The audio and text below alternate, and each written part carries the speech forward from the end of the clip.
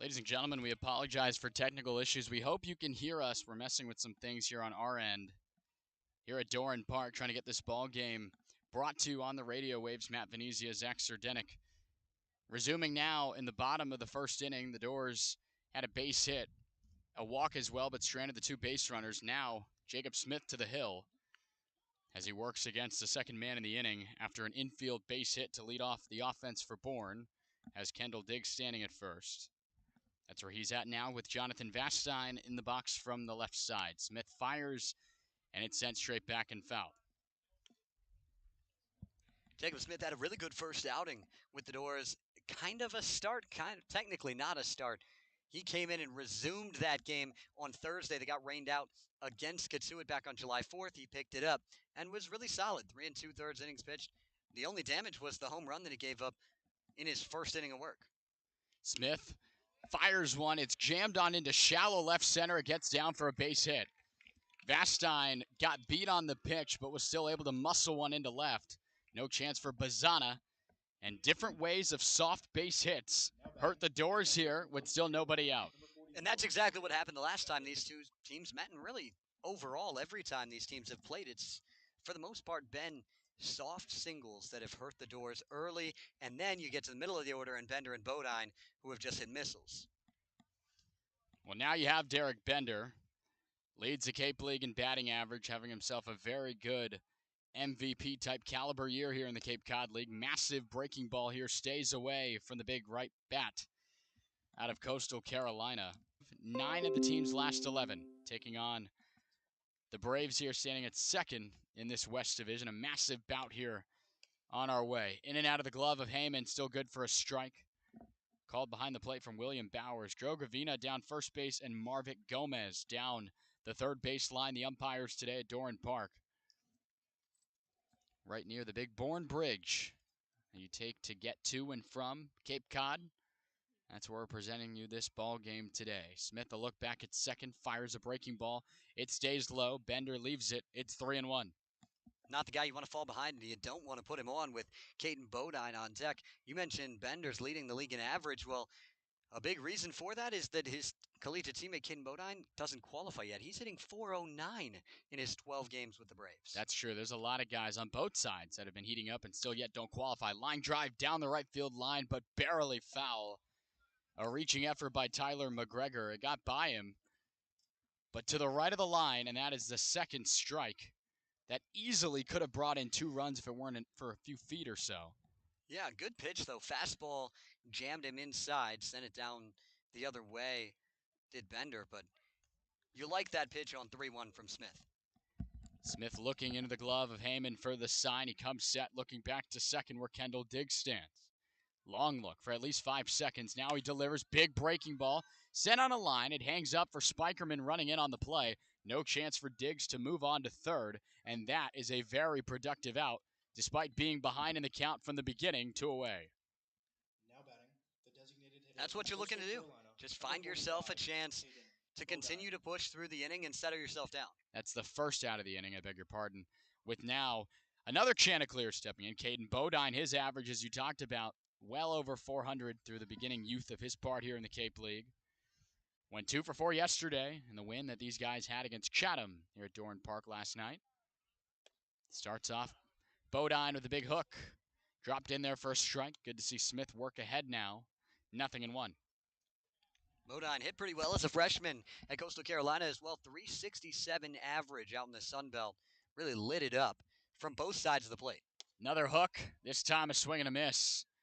Risky to go with that same exact pitch 2 consecutive times. You had a sharp line out there from Bender on that pitch, but now you get a swing and miss. It's 0-2. Yeah, he put those in 2 different spots. Started the first one over the heart of the plate, just trying to get himself a strike, and then bends it onto that outside edge, and Bodine just went reaching for it. Smith looking for the second out of this bottom of the first. Fastball stays away with Heyman jumping out of the crouch to keep an eye on the base runners. The infield with Christian Martin hugging the left side here, favoring the shift of the pulse side, left side of the infield here.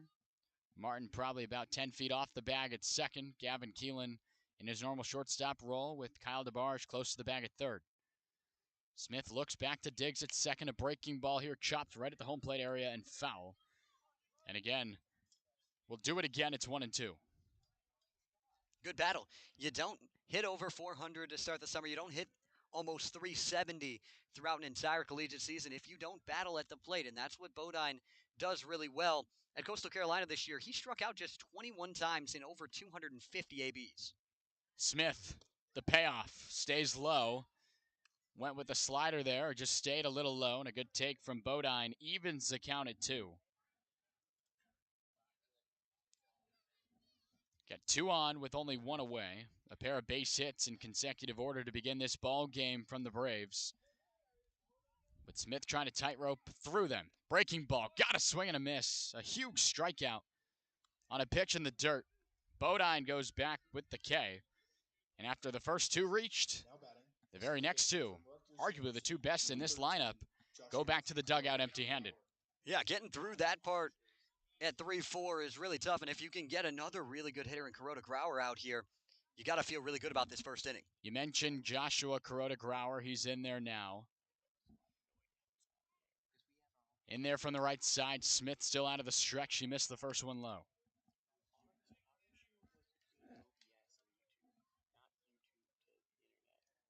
Couple of waggles with his bat towards Smith on the mound. Jacob Smith coming set up there. Keeping an eye on Diggs. A lift of the leg. Nice job there. Cutting action on that pitch back into the zone. Evening the count at 1. Just continuing to work the zone. That changeup has been the best pitch so far for Smith, and he's continuing to use it in all counts to all of these hitters. The offering to Kuroda Grauer. Changeup down low. 2-1. You mentioned his year at Rutgers. Started all 56 games in his sophomore campaign. Just a hair under 300 on the average. Drove in 32. Chance to drive in the first run or maybe even 2 here with the base situation in this bottom of the first. A 2-1 count with Smith behind in it. Delivers the slider low. Heyman kept it in front of him. It's a friendly hitter's count now, 3-1. Cam Foster, if the inning extends to him, he awaits in the on-deck circle. In the back left portion of the home plate area, that's where Foster awaits here with Smith trying to retire the inning without letting him get up here. Diggs, not moving too far off second. Big breaking ball, got the upper portion of the zone. Almost left him buckled there. Wasn't expecting the hook to fill up the count. You don't usually see that in a 3-1 count, but at the end of the day, that just shows you how well Smith feels like he has control over that pitch. We've seen it used several times for a put-away pitch as well as buckling guys right there. What does he go with on the full count? The pitch lined and foul. Slicing away from the right-handed batter in the box in Kuroda Grauer. McGregor didn't have a play on it. And again, the battle continues. Pitch count getting up there right now, but no damage yet for Smith. 13 strikes, 8 balls to this point. Pitch number 22 of the inning. Looming right here. With the Doors trying to match the efforts of Bourne defensively with a 0 of their own here in the first. Smith coming set from the stretch. A look to Diggs. Fires on the way, and he just got a piece of it and sent the fastball back to the screen.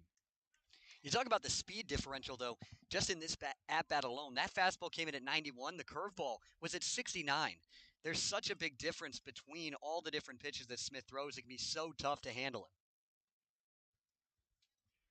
A lot of pitches in the inning for Jacob Smith, and when you're a little low on arms, you'd like to move as efficiently as you can there on the mound, any of the Falmouth arms. But here in the first, trying to get out of the 3-2 jam. Fastball lined out to deep left, over the head of Bazzana. It'll hop over the wall. A ground rule double. Probably a good thing that it was a ground rule double, because that keeps Jonathan Vastine from scoring. He scored with ease. He's got to go back to third. But nonetheless, an RBI double makes it 1-0 for the Braves. Yeah, went upstairs above the letters, and Kuroda Grauer caught up to it. Couldn't get 85 by him up there, and he took that one off the bat at 101. Just couldn't get enough of it to get over the fence out there. And a nice job by the Doors to quickly immediately put their hands up and say, hey, that one bounced over. Bazzana there in left was kind of cruising on it, it looked like. And then he opened the hips and started running straight away. That's when you had a feeling it was probably over the Beavers' head. So now it's third and second for Cam Foster in the right-handed batter's box. Starts him off with the hook. It drops in there for a strike. Really need to limit the damage as much as you can. The Braves, in their 2 wins over Falmouth, they've gotten out to big leads early in games and forced Falmouth to try and fight their way back. It's already a 1-0 game. You want to try and keep it there. The Liberty Flame in the box now, sporting a .283 average this summer so far with the Braves. Another hook. Looks pretty good on the outer third, but it stays away. It's 1-1. Foster today at the hot corner defensively for the Braves. Because of our issues, we'll let you know the infield alignment and order for everyone when we come back after this half inning. The 1-1, that's the breaking ball. 3 of them now. That one's in on the inner third for a strike. It's 1-2.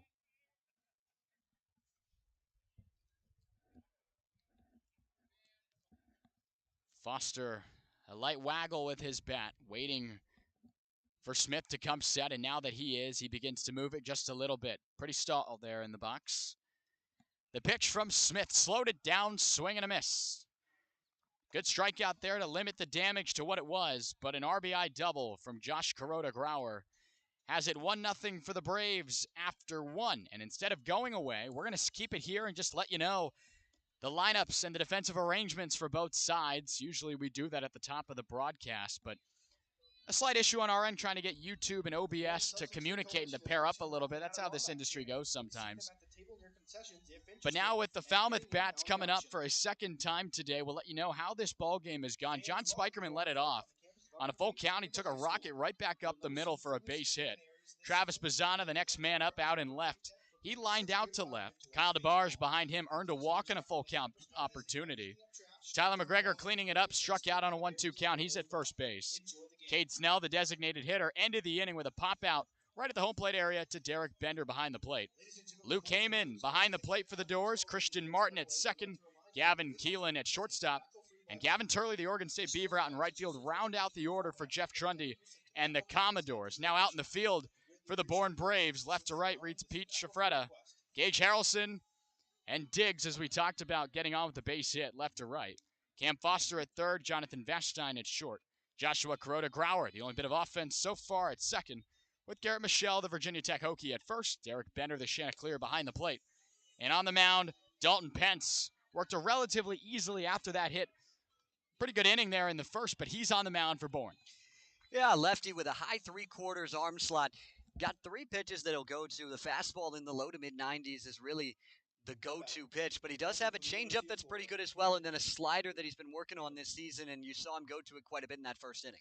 That was a mouthful. I hope you caught all of it, as now the Gator Luke Heyman will step into the box for Falmouth. 2 for 12 to begin his summer here with the Falmouth Commodores. Fastball to him, stays upstairs and in to the backstop today in the lineup. Very valuable time before getting here to Falmouth, working all the way to Game 3 of the College World Series Finals. Another fastball from Pence stayed there. Up 2-0. Dalton Pence so far this summer for Bourne, this is his second start. His first 3 appearances out of the bullpen, he was near spotless. Fastball lower third, stayed away. Really good take there from Heyman. The youngster just finishing his freshman year, now ahead 3-0. And what I was going to say was the trouble came in the last start for Pence. He went 4 innings against Wareham, but gave up 5 runs, 4 hits, and 4 walks in that one. Not real much trouble just yet for Pence. Knock on wood if you're a Braves fan there, with Heyman taking that fastball for a strike. The 3-1 offering, same spot. Luke started walking off to first, but that one's in there for another strike in the at-bat. And from 3-0, it's 3-2. Out of the full wind is Pence, delivers. Heyman thought about it, left it up there, up and away. And it's a leadoff walk to the Gator. He stands at first. Leadoff base runner, back-to-back innings. That's what you want if you're Falmouth. Trying to get runners around. This is a team that at the start of the year, you really could tell early in the game whether they were going to be in it or not be in it based on if they scored first and what they were at. But as the seasons went on and as they've got hot, it hasn't mattered if they've scored first or second. They've been in games and more often than not in front at the end of them. Christian Martin, the next man to bat, got the slider left on left and missed off the plate and away. Good effort by Bender to keep it close. You got decent speed, and Luke Heyman standing now at first base for the Commodores. Chasing one already here early at Doran Park on the road. Fastball up the ladder, swing and a miss. Tried to back pick Luke Heyman there. The throw went to first where Garrett Michelle fielded it, but Heyman back in time. Bender's an aggressive player all around. He's an aggressive base runner offensively, but a really aggressive catcher as well. You'll see him try to throw back behind runners. He'll come up firing to try and throw out runners as well. The offering now out of the stretch. Big swing and a miss on the fastball middle to Christian Martin, and he's behind 1-2. Martin sported a .345 average this year in Blacksburg with the Hokies. Been a mainstay in this lineup for Falmouth all season long. Fastball just off the plate. Bender thought that was in for a strike, but we'll do it 2-2. Martin had 2 plate appearances against Pence when these two teams met in the ACC, but it was a sac bunt for Martin and then a walk. So he kind of got the best of him, at least in the on-base percentage department. Pence will get the best of him here, though. It's popped up on the infield. No one really made a call for a second, and then Garrett Michelle kind of came running in right in front of Derek Bender to put it away, halfway between home plate and the pitcher's mound, and that's the first down of the inning. It's the second pop-out we've seen, and Martin's going to want that one back. That's a slider middle that he's going to think he should have done a lot more damage on than just pop it up. So now it's Gavin Keelan. Continues to produce for the Commodores, so much so that he's just outside the top 10 in average amongst Cape League hitters to this point in the summer. As we bring you another game here, is this one the other way, away from the glove of Cam Foster, deposited down the line and left. Heyman can only move up 90 feet, so it'll be a base hit for Gavin Keelan, and the situation continues for Gavin Turley. Back-to-back innings where you put yourself in a spot with 2 on and 1 away. Bourne did the same thing in the last frame. They had 2 on with 1 away and then 2 away, but able to come through. We'll see if the Doors can find some similar magic here in the second. It's been a tough season for Gavin Turley to this point. Still looking for hit number 1 for the Beaver, who did such damage this year in Corvallis. Drove in 14 through the home run ball and 46 overall as he takes the fastball at the knees for a strike. Waiting for him to break out. It's a perfect game, second team, all freshman team recipient this year. Teammates with Travis Bazana, but the youngster here getting some vital moments against some good competition. Only 1 summer into college ball. It's crazy to think that some of these youngsters were just finishing up their high school seasons and now get the opportunity to play here in the Cape League. As he leaves that fastball upstairs, but a good chance to break out right here for Turley. Pence looks to second where Heyman dances there a little bit. Fastball spiked in the dirt. It pops up into the air. Bender had to wait for it to come down, and everyone moves up 90 feet on the wild pitch. Does 2 things there. One, it takes away a ground ball double play chance, and it also sets yourself up where another wild pitch or any base hit is going to not only tie you up, but a base hit to the outfield might give you the lead. There's a conversation now with Bender and Dalton Pence, maybe a cross-up situation there, just trying to communicate there. It didn't look like anything wild other than just a pitch in the dirt, but the conversation could be related to situational measures. I'm not going to try and predict what the collegiate catcher and collegiate pitcher are discussing as I sit here calling this baseball game, but nonetheless, third and second now, the situation much easier for Gavin Turley, trying to break through here right now. The 2-1 offering takes it. Looked like a strike, but in and out of the glove as, again, Bender stood up there, and it's 3-1 now. Couple of gifts here to the Commodores, it feels like. It's now 3-1. Waiting on deck, the lineup card flips to the top for the Oklahoma Sooner, John Spikerman. The offering to Turley. Takes the fastball off the plate. It's a walk, and they're fully loaded for the Doors with 1 away. And not only are they loaded, you flip the lineup card back over. You get Spikerman and Bazana coming up here. Already 3 walks now for Dalton Pence. Falmouth trying to take advantage of a situation here to score immediately after Bourne took the lead. But these 2 offenses have really been clicking. To no surprise, we're already seeing this. We had 3 hits in the inning there from Bourne. They lead everyone in terms of hits in the Cape League. Falmouth right behind them in second in that statistic.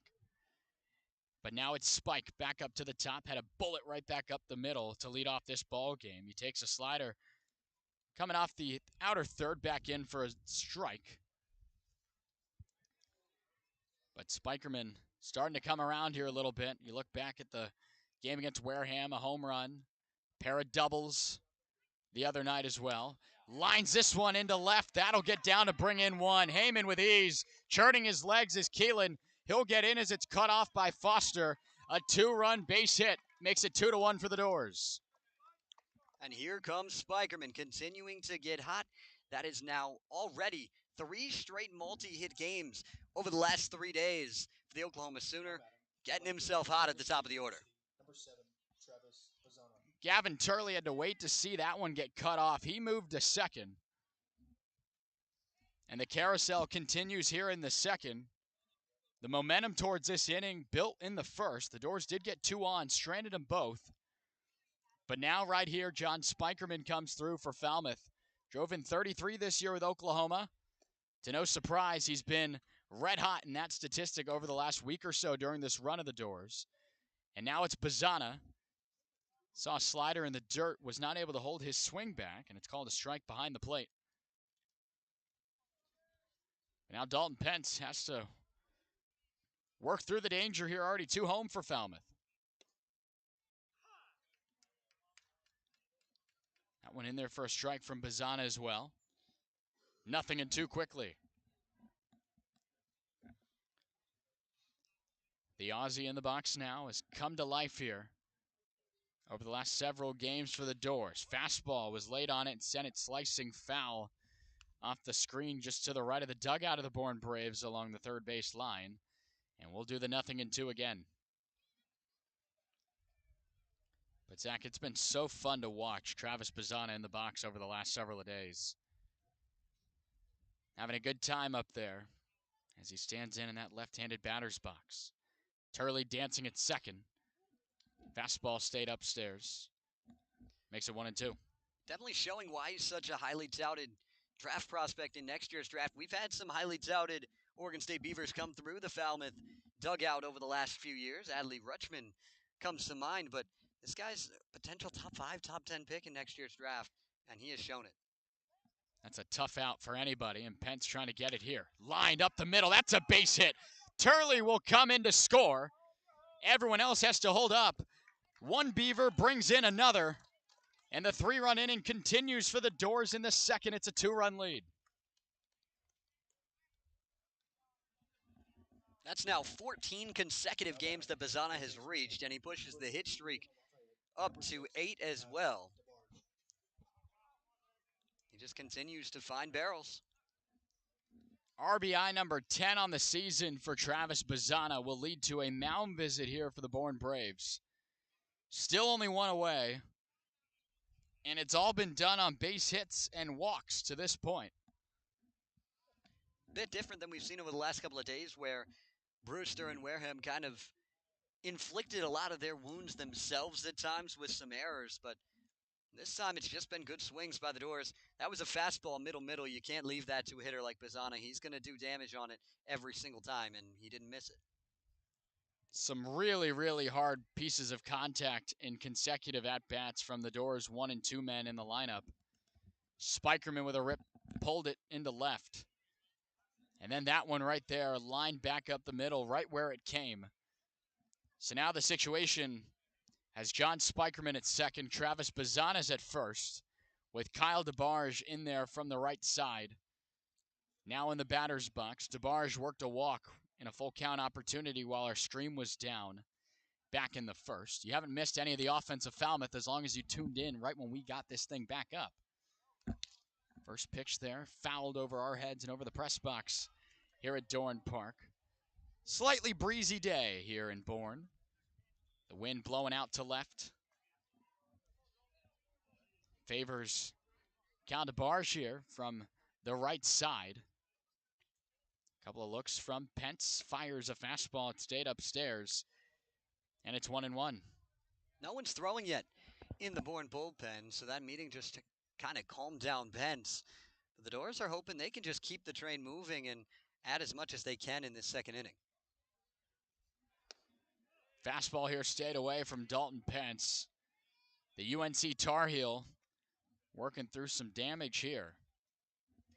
Had a sub 3.5 ERA this year at Chapel Hill. Had a 9.25 Ks per 9. Haven't seen it a whole lot yet. Just one strikeout today for Pence.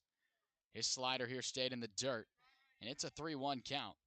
It's tough to strike out these Commodores. They don't strike out often. 6th in the Cape League in offensive strikeouts to this point in the year, so just barely better than middle of the pack. But with how you swing the bat, that's what tends to happen. That number continues to drop. The 3-1 from Pence. All over it is DeBarge. It's up the middle for another hit. Sprinting around is Spikerman. The throw doesn't get cut off. Spike scores standing up. Another RBI single, and it's a 4 spot here in the second. See a lot of teams put up big innings with a lot of extra base hits and a lot of big-time splashy plays, but the Doors haven't done that. That's 4 singles in the last 5 batters. All 5 of those guys have reached with the one walk in there to Turley. Just base hit, base hit, base hit, base hit. Tyler McGregor now the 8th man to bat here in the second. The Commodores doing damage to their big brother here in the West Division. First pitch, breaking ball sent straight back from McGregor, was up and in. Falmouth, because of this stretch, has worked itself back to even in the record column. 12-12-2 entering today's contest. 4th in the Cape League's West Division. Bourne, at this point now, still playing good baseball. Winners of 3 of the last 4. But had a lot more separation. Now not so much, with the Braves in second at 15-11-1. And a lot of the reason that the separation isn't as there as much is because both Falmouth and Hyannis are playing really good baseball right now. That is true. The Harbor Hawks, haven't seen them in a while. Got those 3 games done rather quickly, but both teams look very, very different from the last time we saw Hyannis. Those guys have to see us 2 more times at the Gov. 1 more trip for us to McKeon Park before this thing's done. McGregor ahead of the breaking ball. He pulled it foul. And we'll do the 0-2 once again. Next time the Doors will see the Harbor Hawks is next Monday on that trip to McKeon Park. That will conclude our work there in the middle town in Cape Cod. Most populated area in terms of suburban life in the Cape. A lot of the interns here Cape League-wide understand that there's only one Chipotle and one Chick-fil-A on the Cape, and it's there in Hyannis, so it tends to be a pit stop for us as this fastball is sent straight back and foul. Haven't been there in a while, though. No, we have not. Eat some Chick-fil-A and Chipotle for me today if you can. It means a lot. I'll take the Chick-fil-A, not the Chipotle. Had a hot dog today here at the concession stand at Doran Park. That's important. Game day fuel. Pence from the stretch. Lifts the leg and fires. Swing and a miss. On the slider, McGregor, the second strikeout victim of the day for Pence. And both of them have been to the big first baseman of Falmouth. Now 2 away. Now batting, the designated hitter from Wallace Community College, number 29, Cade Snell. Now Cade Snell, the designated hitter. 356 hitter this year for Falmouth. Hasn't had enough official at-bats just yet to be slotted into the team lead, but if you look at the numbers, and especially since he's been playing every day for the last 10 or so days, he's the team leader in average. There's no question about it. He's been swinging the bat so well, and that's why you can't really take him out of the DH spot. You've got guys 1 through 9 in this order that are just continuing to find barrels. One of his more weaker days at the plate was yesterday, going 1 for 5, still had 2 RBIs for Falmouth in the 9-2 win yesterday against the Whitecaps, a team that's been struggling there in the East Division. Falmouth 3-0 against Brewster, and the record stays unbroken. Falmouth pretty much owns the East, as do a lot of these teams in the West against the East opponents in those cross-divisional matchups. They've had a lot of success. The only team really to have much success from the East against the West has been YD. That's correct. The Doors 1-1-1 against those Red Sox. Another trip for us coming up in the next couple of days to Red Wilson Field. That will conclude the regular season activities against YD. As Snell sees that fastball stay upstairs, it's 2-1. Already 4 home here in the second. If you're just tuning in, you may have missed our technical difficulties. Didn't have the entire first inning at all, except for the tail end of the Bourne Braves action where it was 1-0 for the visitors after 1, or check that rather, the home team. And now in consecutive half innings, Falmouth's put together 4 here in this second inning. It's a 3-1 count to Snell. Luke Heyman waits on deck. He started off this inning in the second with a full count walk. Pence, big deep breath, fires on the way, and this one's driven into the gap and left. It'll get cut off, rounding third and coming home is Bazana. The throw gets cut off right in front of Bender. And another RBI single makes it 5-1 for Falmouth. You know how the game against, I don't even remember, who was it against? A couple days ago. Now Against, I believe, Brewster, back at, or it was YD, back at Gov Fuller Field, was the doubles game. Well, this is the singles game for the Doors. Just another one, and another one, and another one.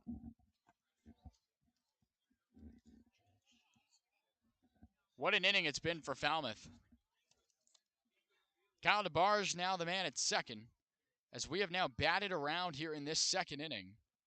Back to Luke Heyman. Officially, no at-bats yet. He walked not too long ago in this same inning. As he sees that one in their first strike, it's 0-1. And if you go back all the way to after the Spikerman at bat, the last 6 hitters now in this order have all faced a situation with runners on first and second. That's what happens when you keep getting hits. Heyman comes up empty there. It's 0-2. The Braves 1 out away from getting out of this disaster of a second inning. Already 6 hits for Falmouth. The team had 9 yesterday. That was one of its weaker totals during this streak. The team seems to always be getting double-digit hits with ease.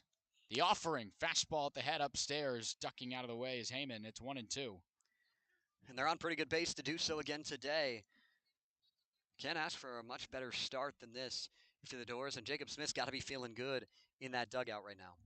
Pitch number 64 already for Pence on the way. Heyman got a lot of it, approaching the foul pole, and the wind kept that one pulling and hooking away.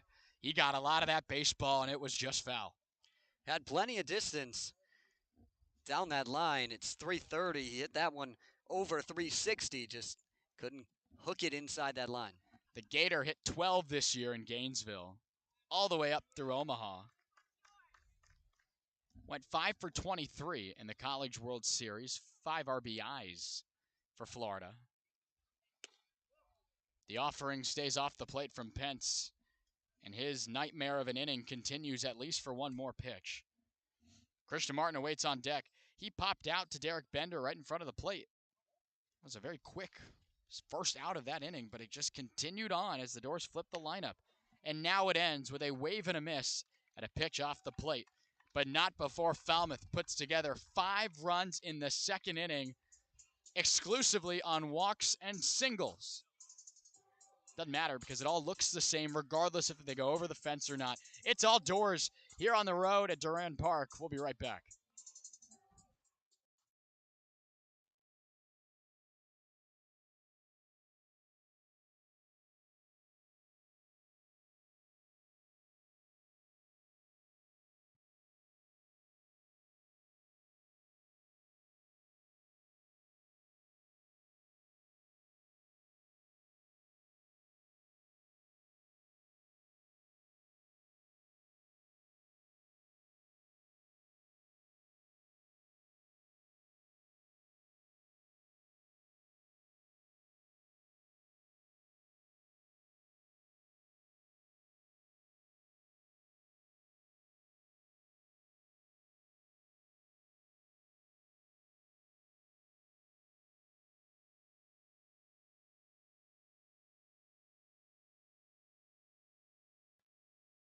Serving Cohog Republic clam chowder this season. Ready to defend in the bottom of the second with a massive lead for the Doors already. But before that, a message about Cape Cod Healthcare.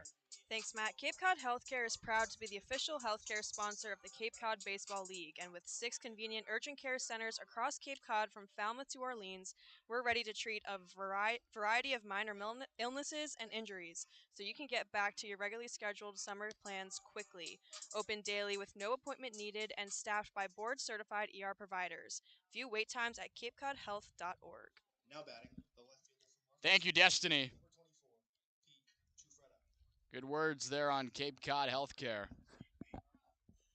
As it's 7-8-9 for the Bourne Braves, who had 6 men to the plate respectfully in their first inning, got the lead, the first run of the ball game, which is typically a situation that does not fare Falmouth very well at all when giving up the first run. But you like what you saw there in response immediately after. And we've seen it the last few games that they've given up. The first run, they found a way to fight back instantly. And we talked about it yesterday. They didn't give up the first run, but they were giving up runs early. And what they did was not only did they get the run back, they get more. And they win the inning. They extend on leads. That's what they've done so well in their last 11. Jacob Smith back out there for another inning of work. His fastball is cut on and sent foul straight back. He needed 30 pitches in the first inning to get through it. Did give up a run on 3 hits. But we liked what Heyman did the other day, Smith, on the mound in his debut coming out from West Alabama. In there for the second time this season for Falmouth. Big cut and a miss there from Shafretta on the fastball. Shafretta headed to Rutgers this year. He was at Lafayette the last few years. They don't have a grad school program. So moving on, going to continue to play baseball, move up to the Big Ten.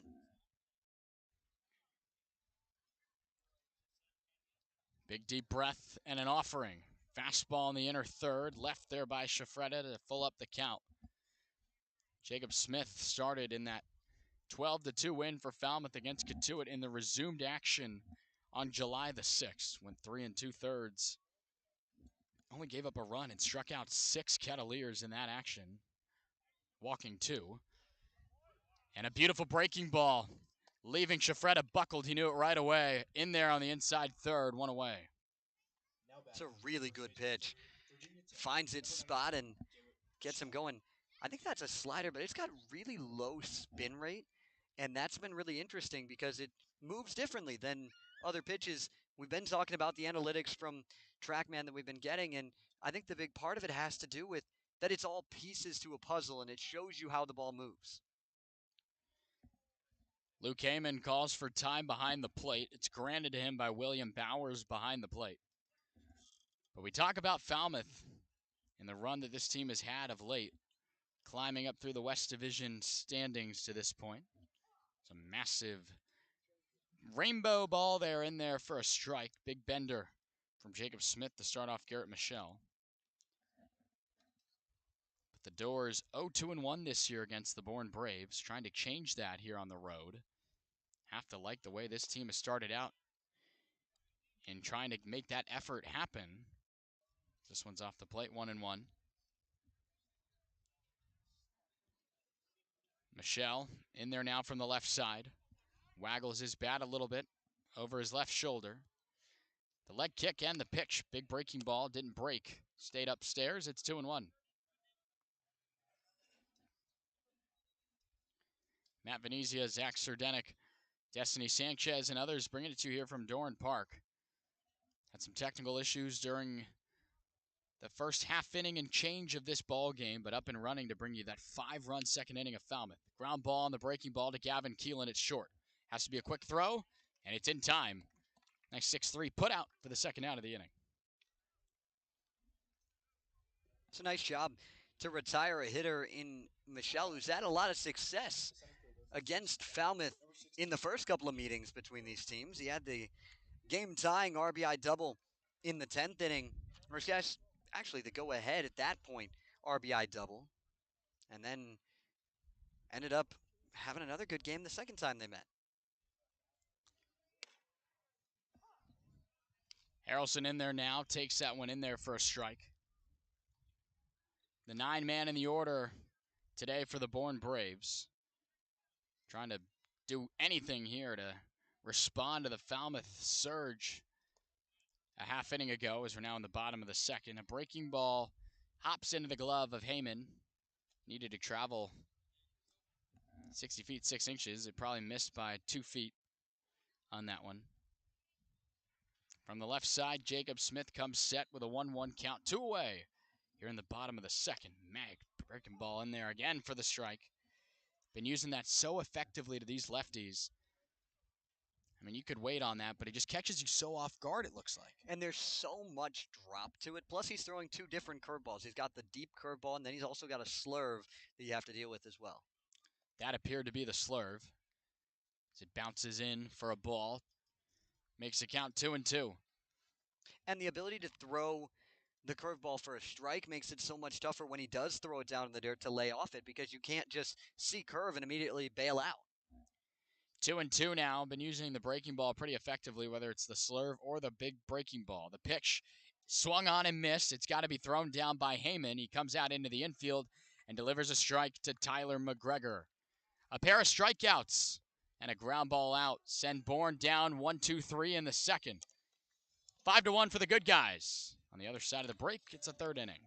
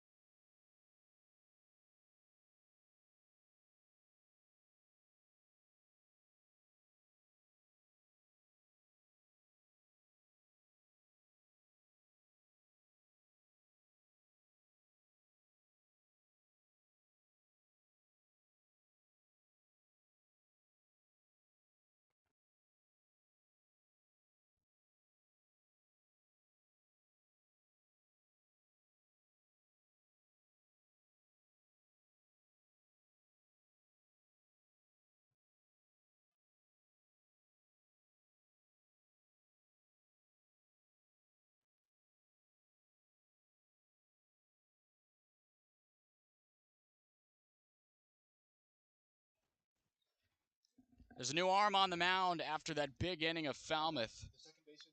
Out of Palm Beach Atlantic Community College. I know some family members that have gone on down there and some friends as well down in South Florida. Justin Lavelle takes the hill. And he was good this season for them. 2-0 record for the Sailfish with a save. Pretty good ERA as well. Had a lot of walks, though. 40 strikeouts to 38 walks. Struggled with the control and to keep guys off the bases, and that's not a combination you want to have brought here into the Cape League when you're taking on really any lineup, but specifically this Falmouth Commodore group, with Christian Martin leading off, left on left, fouled off the first one, watch this one down low and in. Another fastball from Lavelle, makes the count 1-1.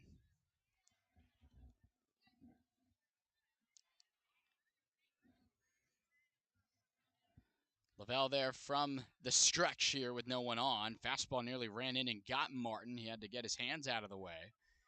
2-1. Christian, as we talked about during that second inning, popped out right in front of home plate. It's Derek Bender there behind the plate. Working left on left here is Lavelle. Raises his leg and spoiled over the dugout of the Braves. Been exclusively the heater so far to Martin. It's 2-2. These are the matchups you like to see. Big Power 5 guy in Christian Martin versus JUCO guy on the mound in Lavelle. Martin went fishing for that slider, the first he's seen this at bat, and barely got a piece of it. And went knuckling back towards the backstop, and it's 2-2. Again, we're happy you can join us here from Doran Park. Beautiful night for baseball on this Thursday, July the 13th. The offering to Martin. Breaking ball. Watched it downstairs in the dirt. 3-2. I don't blame Lavelle for going right back to that curveball after Martin swung at it on the last pitch, but good discipline from the Hokie to take that one. The 3-2 to Christian. He lines it right to the second baseman, Josh Kuroda-Grauer. And down to one knee, he makes the play. That's a very loud first out. But it's another good swing. And that's what you're seeing up and down this Falmouth order. Really good swings. Doesn't matter who's been on the mound against them.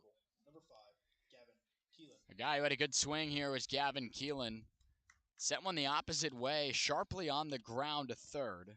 Out of the reach of Cam Foster there, who plays relatively tight to the third base bag, protecting against the bunt, which we do see here, but it's pushed the opposite way, and it's going to get down for an infield hit.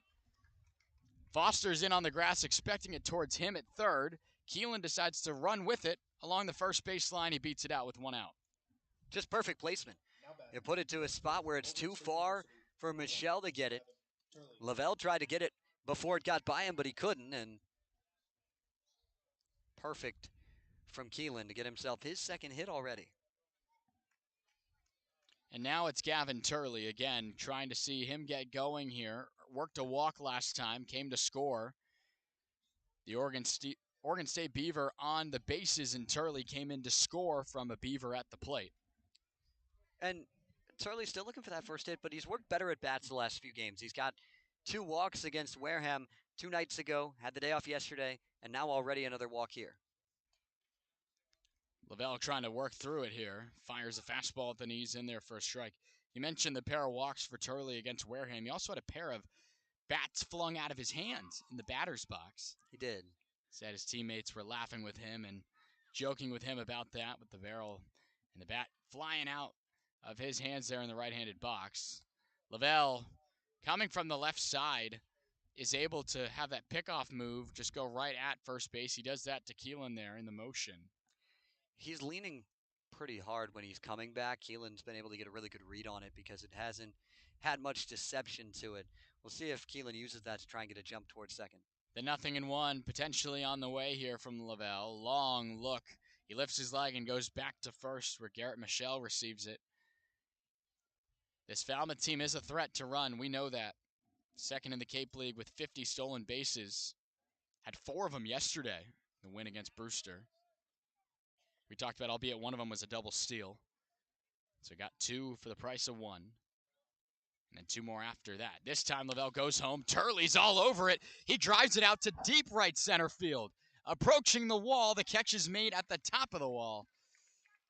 That's a really good swing by Gavin Turley for a long second out. Yeah, there's really short fences here at Doran Park. If that ball is not run down by Gage Harrelson, it's probably over that fence. Number 17, John. At the very least, would have hit the top of it. You called your shot, partner. He's been having some good swings recently, and right there, that was the best I've seen from him this summer, no doubt about it. And even though it results in an out, that's one that you'd like to see more often than not. Instead of the at-bats of striking out and making contact left and right. But really good drive there to the opposite field. But Harrelson, as you mentioned, good speed, able to track it down.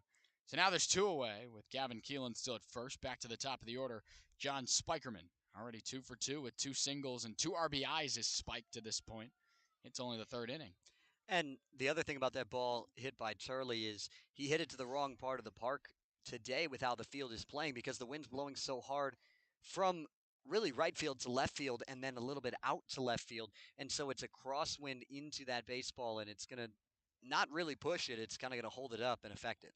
Spike shows bunt, didn't get it down. In and out of the glove of Bender. It may have just been barely redirected there on a foul tip there on the bunt effort.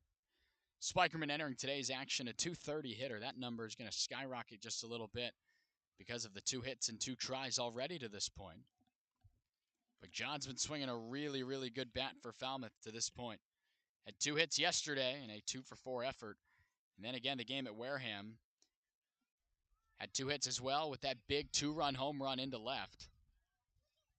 A couple of games in a row, multi-hit efforts for Spikerman as he watched that one in the dirt. It's a 2-1 count now to the Sooner in the box for Falmouth. Switch hitter works in the right-handed batter's box here. All 3 of his appearances now have been from this side because of the lefties we've seen on the mound for the Braves, last year's champions of the Cape Cod Baseball League.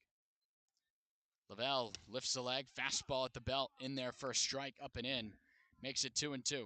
The only loss in that entire playoff run from Bourne came against Falmouth in that first round. It was a 3-game series between these two sides, and Bourne ended up winning Game 3 and then going on to sweep the next 2 rounds to win the title. They took it against the Whitecaps. That great series. Chopper here on the fastball right through the wickets of Bender and straight back foul. The Whitecaps, team we saw yesterday, have been to the big game 3 of the last 5 years. Really good stuff there worked by Brewster, and albeit each year's roster is a little bit different, and even with the slump right now that those Whitecaps are in, you can never rule them out of that East Division. Outside of YD, you really feel like anyone could probably find a way to win 2 games in that, in a series matchup. Spikerman got the breaking ball. He comes up empty to end the inning. We'll talk more about the Whitecaps on the other side of the break. A base hit here in the inning. That's all it is for Falmouth. No more runs here, though. It's still 5-1. We go to the bottom of the 3rd here on the Commodores Radio Network.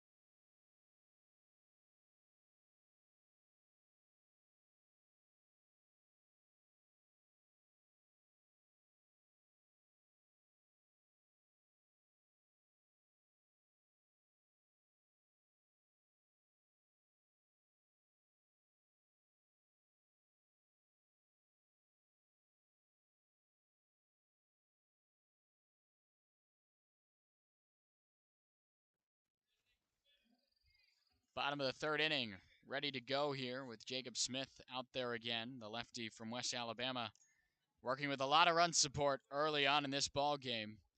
You'd like that to continue the rest of the way.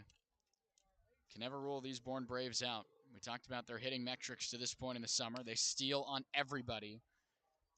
The Braves 73 stolen bases to this point. Falmouth's right behind them in second by 23 bags entering today's action. So not entirely close in that metric as we're back to the top of the order with Kendall Diggs. Had a single to lead off the game. Watches this one bounce in the dirt. 1-1. Both of these teams, if you take their recent stretches in Bourne throughout most of the season, play a really fun brand of baseball. They swing the bat well, they run well on the base paths, they're aggressive, and they play pretty solid defense as well. They are fun to watch. Both the matchups, rather all 3 have been really, really good. Diggs trying to pull this bunt down the first base line. Can't do it. It's foul. You had the tie on the second game of the season, 3-3, back at the Gov. Then you had a game here that ended 6-5. Falmouth gave up 4 in the first inning, had to muster a way back into that one. That saw A.J. Causey give up that big number early, but then he settled into a groove. Causey now no longer with the program here. Did his time here in the Cape League.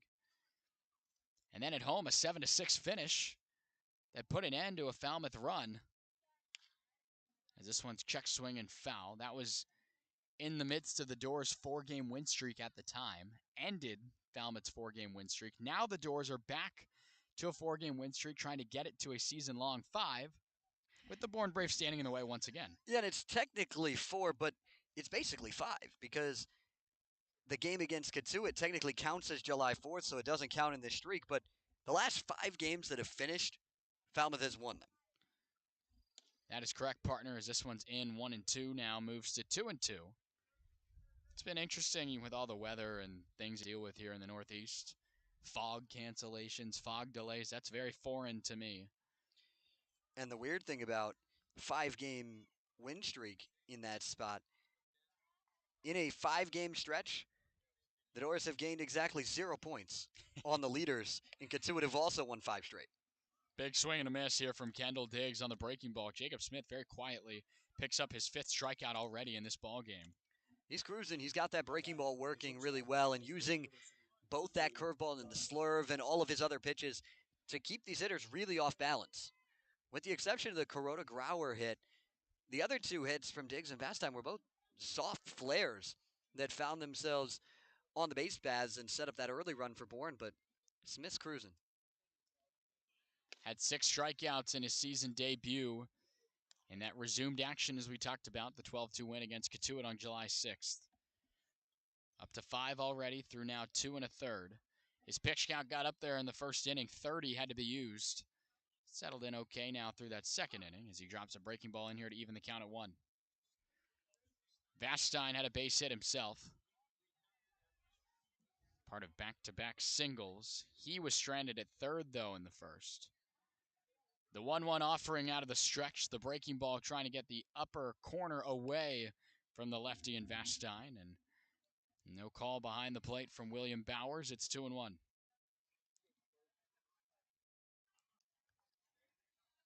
Working out of the stretch here. Towing the rubber there. Lefty on the mound and Smith. Fastball up for the third ball on the count. Vastine's been putting together a really good summer here for the Braves. Coming from Vanderbilt, had a good year with the Commodores down in Nashville and just continuing that and really improving upon it this summer. On-base percentage up at .431 entering tonight. Had a .287 average there as well. Trying to improve that here, though, as he lines out to Travis Bazzana there in left. Barely had to move. Did the Aussie there in left field. That's out number 2 here in the third. It always feels good for the scouting department when you get one right at somebody. Makes you look good. 2 outs quickly for Jacob Smith, but anytime Derek Bender steps in, doesn't matter the situation.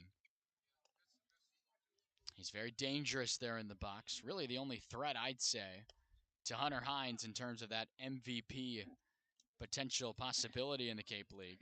And here's the case for it. He leads the league in average. He's 3rd in hits. He's 1st in OPS and on-base percentage. 2nd in slugging. Tied for 7th in homers. 5th in runs.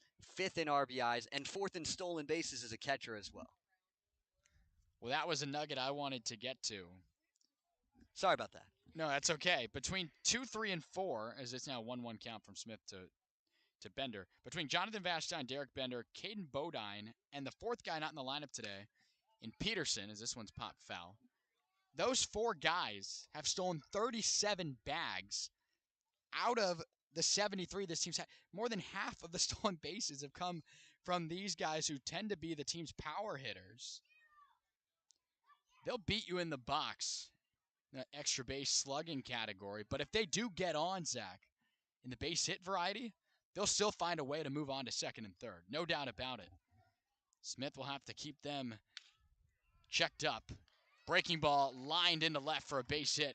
Jacob Smith tapping his chest there aggressively, saying, "My bad," on that one. Just way too much plate to Derek Bender, and it's a 2-out single. It's a good swing. It looked like he caught a lot of plate, but according to the TrackMan spot, that pitch is on the outside edge. Just went out and fished for it. Found himself a base hit. Wouldn't say it was hit all that hard. It was just flared on a line into left. So that allows Caden Bodine, and when you have Derek Bender on base, even with 2 outs, he could certainly go. Those 4 guys just love to steal bases, and the rest of this team for that matter as well. Swing and a miss here on the first one to Bodine. The other thing we've got to think about as this game goes on, there's a reason the game was moved up, and we didn't really talk about that because of the technical difficulties. The lights here aren't working at Doran Park, and so the sun's supposed to set around 8:15. They may not get through all of this one. It has a lot to do with the 5 spot that Falmouth put on in the top of the second inning. But that's right, very real point that we totally flew over my head as we were working through those difficulties. Showed up and was told, the lights are not working here at Doran Park. They are working on trying to fix them, so I mean, there's a chance that they come on, but we'll see. It's true. Something I heard that we heard earlier was if they try or attempt to, it might blow up. So yeah, I mean, there's it been a lot of power surges up here that have caused quite a few problems today. Line drive along the right field line, just barely foul from Bodine for a 1-2 now. I was just going to get to the point of, might not be worth finding that out here with all these fans gathered and us here pretty close to the power source of where those lights come on and off. Yeah, I think they were joking. I hope. Fingers crossed. Yeah, for our sake. We'll find out when the sun starts setting. 1-2 now from Smith to Bodine, trying to get the last out here in the bottom of the third. Long pause and a deep breath. The pitch sent right back to us here off the screen. Shout out to our graphics operator, Nate Gardner. Had a foul ball redirect off the roof here at the press box. Took him in and out of his lawn chair, put up against the lawn here. Took him off his feet. He's okay. Nate made a play on it. He attempted to. I think that's the key. He attempted to. It might be E graphic designer. There you go. We'll see. It allowed Owen, as this one's chopped on the ground, to short. Keelan will go the short way for the putout. 6-4 in the scorebook to end the inning. It allowed Owen Olmgren, our social operator, to grab the foul ball and keep it as a souvenir. No souvenirs yet, at least in the home run variety, but a lot of runs for Falmouth because of some RBI hits. We're through 3. It's all doors here on the road.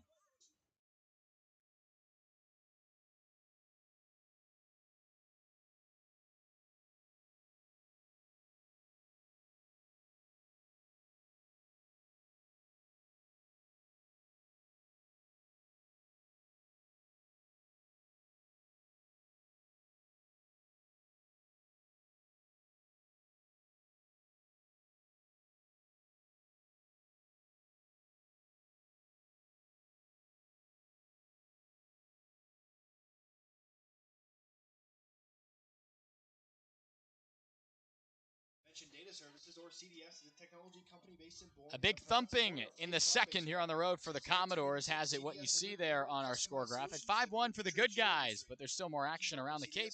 Destiny Sanchez has a report. Thanks, Matt. The Hyannis Harbor Hawks lead the Brewster Whitecaps 4-2 in the bottom of the 6th. The Cotuit Kettleers are ahead of the Wareham Gatemen 8-0 in the bottom of the 5th. The Orleans Firebirds and the Harwich Mariners are scoreless in the top of the 1st, and the YD Red Sox and Chatham Anglers are in pregame. Got to keep an eye on some of those games, including the damage that Cotuit at home is dealing against Wareham. Falmouth right now stands 4 points clear of the Gatemen in that 4th place spot now. With a win tonight and a Gateman loss, you stretch the comfort and insurance of a playoff spot to 3 games.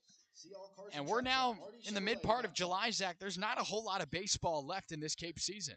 There isn't, and you also set yourself up for a spot where if you have those scores hold that you just mentioned, Matt, Falmouth will only be 3 points out of a tie for 2nd place, which Bourne and Hyannis would be in at the end of the night. But still a lot of baseball left to be played in all of those games, especially here where, I mean, we're only through the 3rd inning. It's true. I was just going to say, especially in this game right here. But we're glad you could join us. We're having a fun time here this summer through all the games that we've been able to cast, win, loss, or draw. It's been a pair of draws, have to say it. Yeah. It's been interesting. It's been weird. It was early. They were early on, though. They were. Knock on wood. You don't want to see any more. I mean, you'd like to win your ball games for sure. But through the struggles of this team through the 15 games, the 3 wins and the 2 ties, but since then, Falmouth has been on an absolute tear. Winners of 9 of the team's last 11. Tied for a season-high 4-game win streak entering tonight, or 5, however you want to look at it, with that resumed game on July the 4th. But now as we begin the top of the 4th inning, the Oregon State Beaver, Travis Bazana, this one off the handle of his bat, sent straight back. He had to move his hands in to avoid that baseball because it got the bat.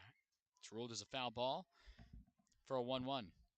Yeah, he was a little annoyed after that one that it did get the bat, but he'll find himself in an even count. And the way he's seeing the ball, I don't think it's going to affect him that much. That's true.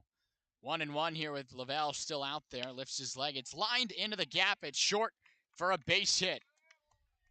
The infield favoring the pole along the right side of the infield, and Bazana goes the other way with it. He deposits another hit and leads off the 4th with his 2nd hit of the game.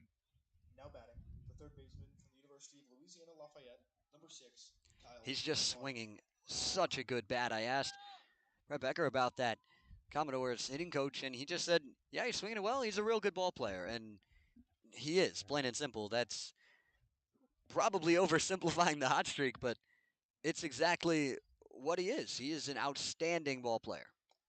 RBI single for Kyle DeBarge last time in that big 2nd inning for the Doors. DeBarge leading the team in that category with 14 now, including the one that he had in his last at-bat. Takes that one in the dirt from Lavelle. It's a 1-0 count now with DeBarge standing in there from the right-handed batter's box. He lines one on a hop to third. Foster back over to first in time. They go around the horn for the double play, and the Doors are raced off the bases. 2 for the price of 1. Those guys are both really quick. About the only way you're going to double up DeBarge and Bazana is just like that. A one-hopper to third and right around the horn. Again, a really good piece there from Kyle DeBarge. Right on that baseball. But Cam Foster played it on the short hop and delivered it around. So now Tyler McGregor, really the only Commodore so far who hasn't really been able to join in on the fun. A pair of strikeouts for the big lefty. He steps in there now. Ahead of it 1-0 is McGregor out of Northeastern. Left on left battle. The fastball low at the knees. Stays low. It's 2-0. That's where you want to be. Find a way to get ahead in the count. Get a pitch that you can hit. Don't try to hit a pitcher's pitch. Find a hitter's pitch. Justin Lavelle in relief here of Dalton Pence. Fires a fastball into McGregor, and it is 3-0 here in the count. But we mentioned Lavelle out of Palm Beach State Community College, trying to do what he can here in the Cape. Get some eyes on him at that community college level. Just like that, it's a 4-pitch walk on a fastball low. McGregor with 2 out reaches. Yet another base runner for the Doors. Already 8 hits. They've worked 4 walks. Just getting traffic on the base paths and putting pressure on this Bourne pitching staff. The Doors have already stranded 5 in this game and brought in that same number on 8 hits to this point in the ball game. Seeing a lot of the pitching here on the Cape very, very well during this run. First pitch swinging, Snell to short. Vastine does it himself, just stepping on the bag a couple of feet away. A couple of ground balls are how the Doors go down in the 4th inning. A couple of zeros since that big thumper back in the 2nd, with the Braves bats coming up on the other side of the break here on the Commodores Radio Network.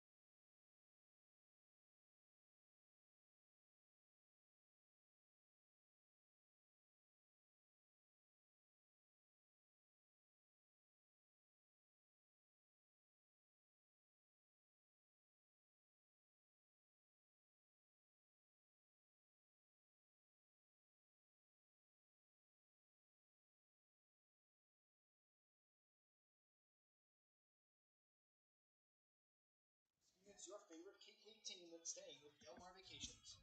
Book your dream vacation today at thisisdelmar.com or give us a call at 508. Ready to go for the bottom of the fourth inning. And discover the beauty of Matt Cape Venezia, Cod, Zach where lifelong Serdenik, memories are made. Destiny Sanchez here with you broadcasting this one. Scott Samanchik, our graphics operator tonight here on the road at Doran Park. Been a lot of East Division matchups for Falmouth of late. That will continue after this slight little stint of playing teams in the West. On the road here tonight against Bourne. Tomorrow, the Doors will host Catuit in officially the second game against the Kettleers at home, despite seeing them now on 3 different dates because of the game being resumed on July 6th. But then on July 15th, on Saturday, taking on Chatham, an Original 4 team, as well as Falmouth, in the league's official Centennial Year Celebration honorary game, which will be really, really fun at the Gov. There's going to be a ton of activities all throughout the day. I hear there's a dunk tank. There's going to be food. It's going to be a great day. Yeah, they're going to dunk you, Matt, right? I was going to say that to you, but maybe it might be both I beat of you us. to it, man. You took it out of my mouth. There we go. Ready for the bottom of the fourth. It's going to be a fun day that day, I'll tell you. July 15th is going to be good. Chatham A's and the Commodores will square away there in 2 days' time. But before that, we got a couple more baseball games to attend. We do. Stuff starts at 3:30 though that day out at the Gov. So come out and hang out. We'll be out there. Players will be out there signing autographs and hanging out. So hope you guys come out and see us at the Gov. Josh Kroder-Grauer had the big swing in the first inning. Looks for another one here. He puts this one down the left field line. It's a fair ball right on the chalk. He'll coast into second with his second double of the game. The first one brought in a run. This one will lead off the fourth with the Braves trying to get back into this game. We mentioned earlier there was plenty of baseball left. It's only a 4-run deficit for Bourne. They can score runs quickly. They've got a lot of offense, and they can really get it done if you give them the opportunity to. So just like that, an immediate issue to work with here with Kroder-Grauer. The Scarlet Knight standing there at second with that leadoff double.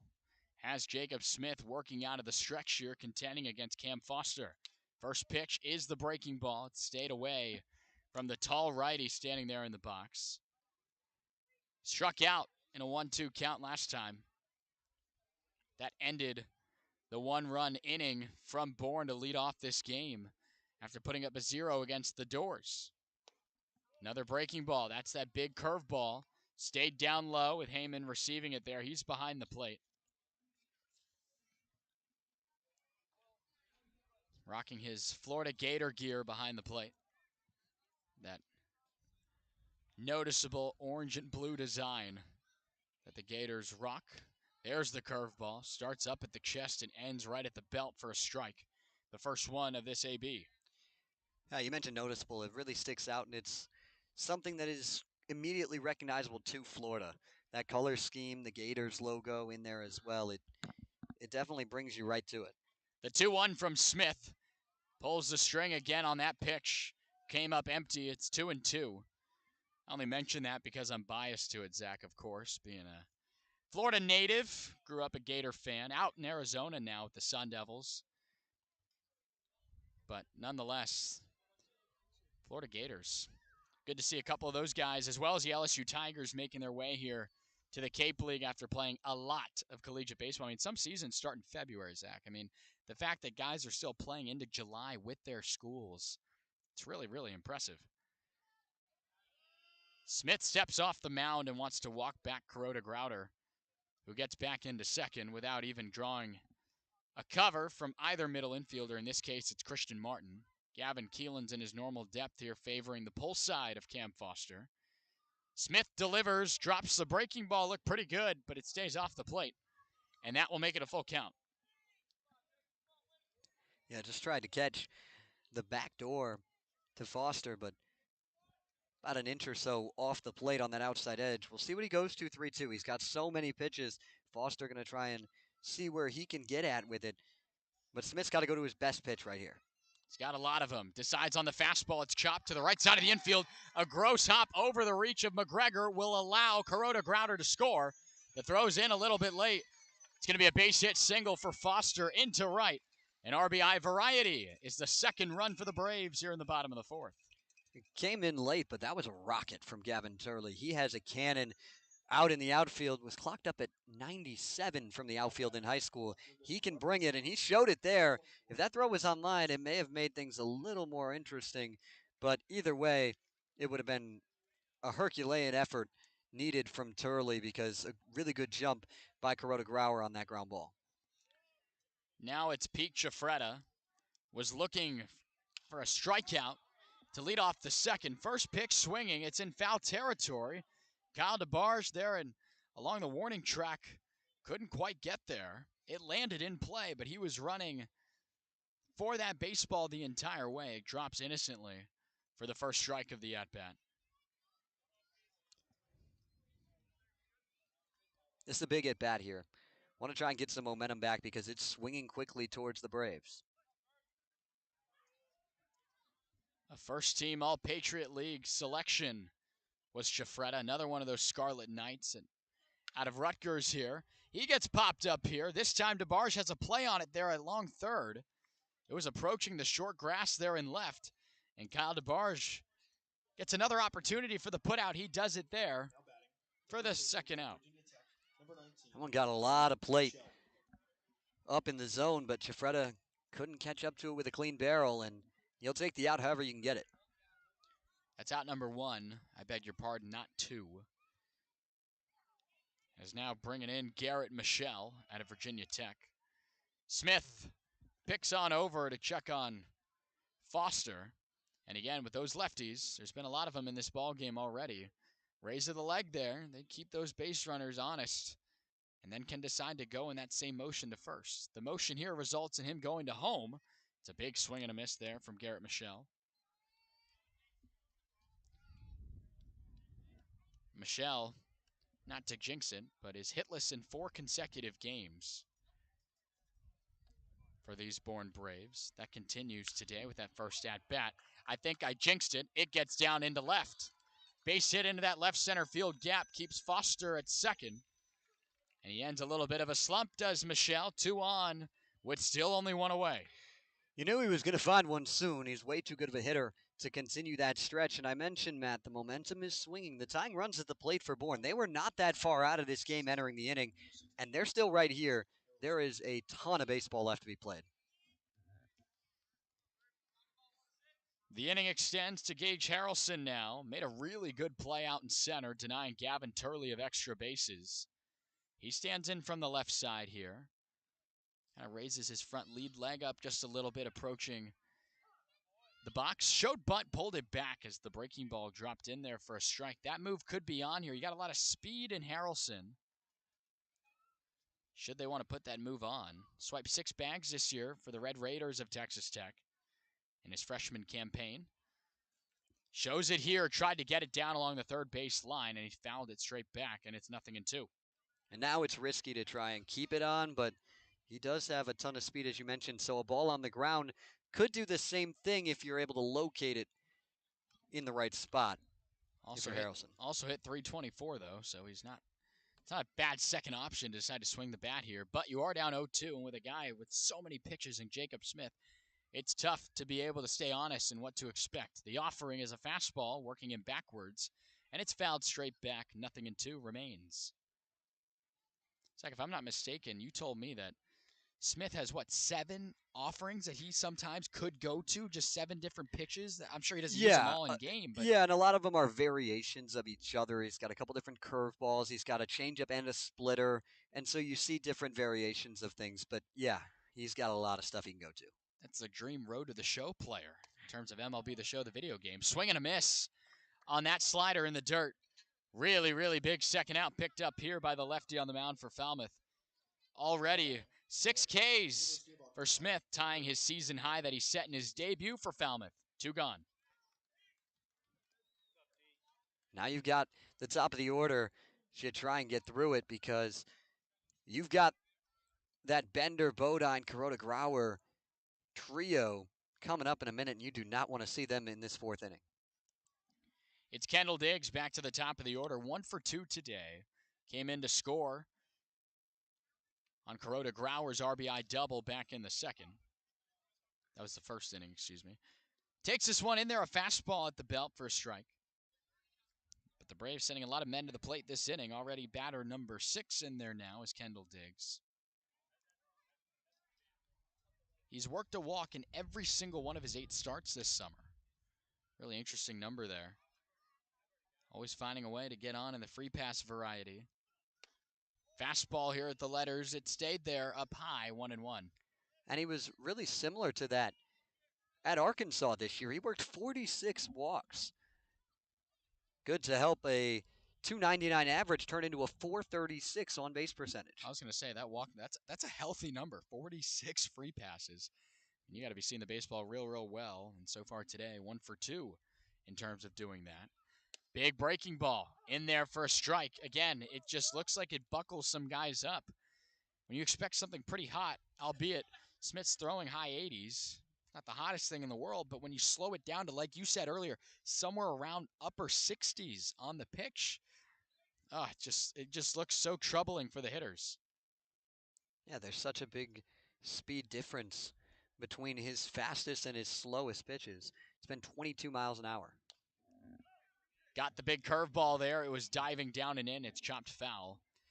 And even those 2 breaking balls, though, that's 9 miles an hour difference between the big bender we saw just a minute ago and then that pitch there. I don't even think MLB The Show, the video game, allows pitchers to have 7 I was wondering if pitches you were going to go. go back to that. I was thinking that. No, I think you can get 5. I started a road to the show today, actually. I'm a left fielder drafted by the Washington Nationals. Do you throw 7 pitches? No, I'm a right fielder. No, you can throw 7 pitches. You can be a two-way guy in the game now because of Shohei Ohtani. There it is. Drops in 69. Couldn't do anything about it on that big bender. 1 run comes in for Bourne, but not more. The other 2 base runners stranded right there. It's still 5 for Falmouth, but 2 runs now in the ball game for Bourne, setting us up for a good rest of this game as we approach the 5th from Doran Park.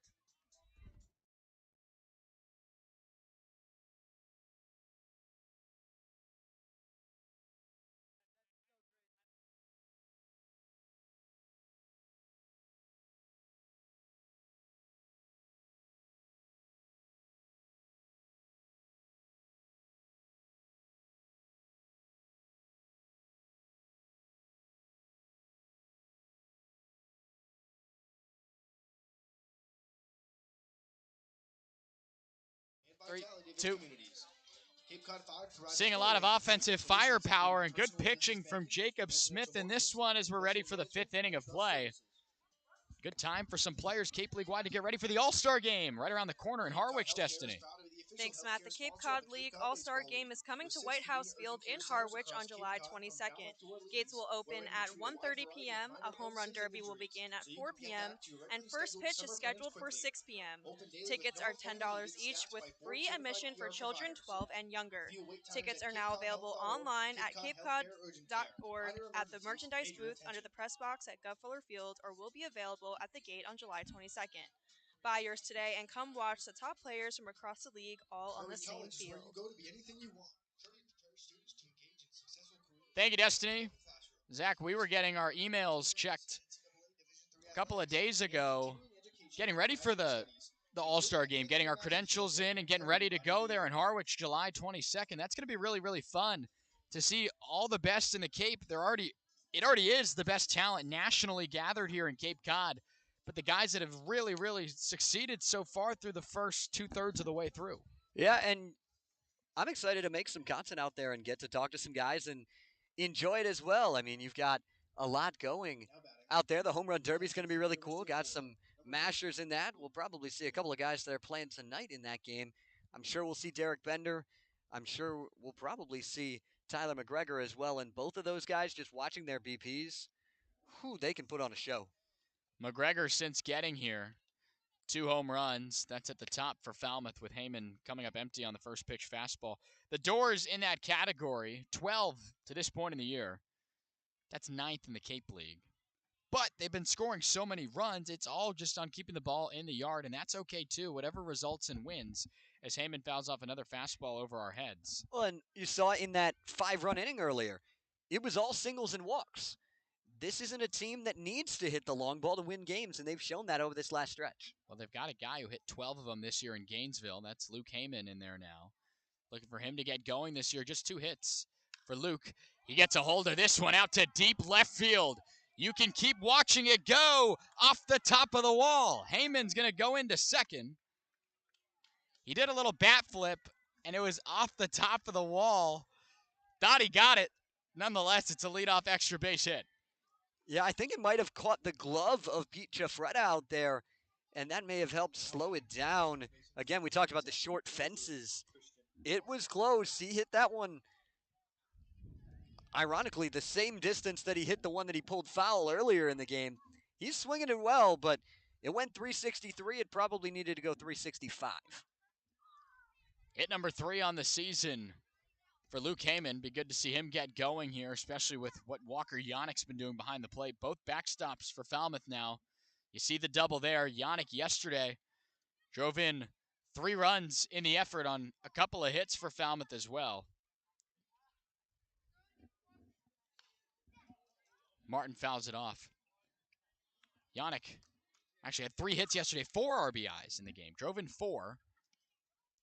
Brings you back to the efforts we saw from Gavin Keelan in that Chatham game with the 4-hit multi-RBI effort. I mean, that goes up there as one of the best individual performances from a door this season.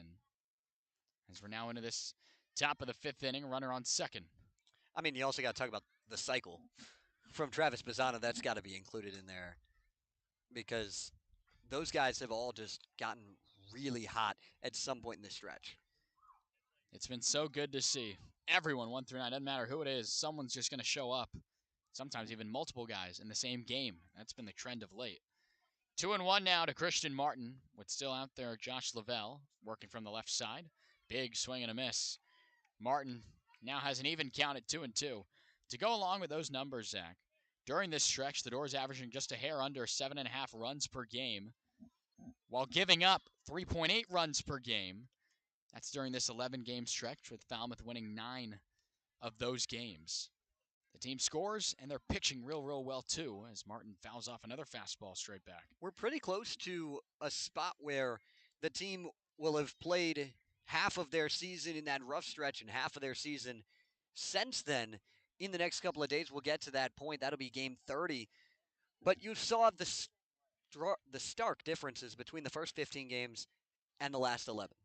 It's really been a tale of 2 seasons for Falmouth, trying to keep that trend going here, and it's so far so good through the first half of this ball game. Big breaking ball, chopped to first base. It'll be done solo there by Garrett Michelle. That allows Heyman to move on to third. It's a productive out, 3 unassisted. Has Heyman standing at third base 90 feet away. Big insurance run with Gavin Keelan in there now. That's good baseball. And now Keelan with an RBI chance. Also, Matt, we would be very glad to inform you guys all at home that the lights are on and we did not blow up. I didn't even notice. They just came on. I was writing my 3U in my score box here for Christian Martin on that play, and then looked up and heard you say that right as we see the lights. Beautiful here at Doran Park.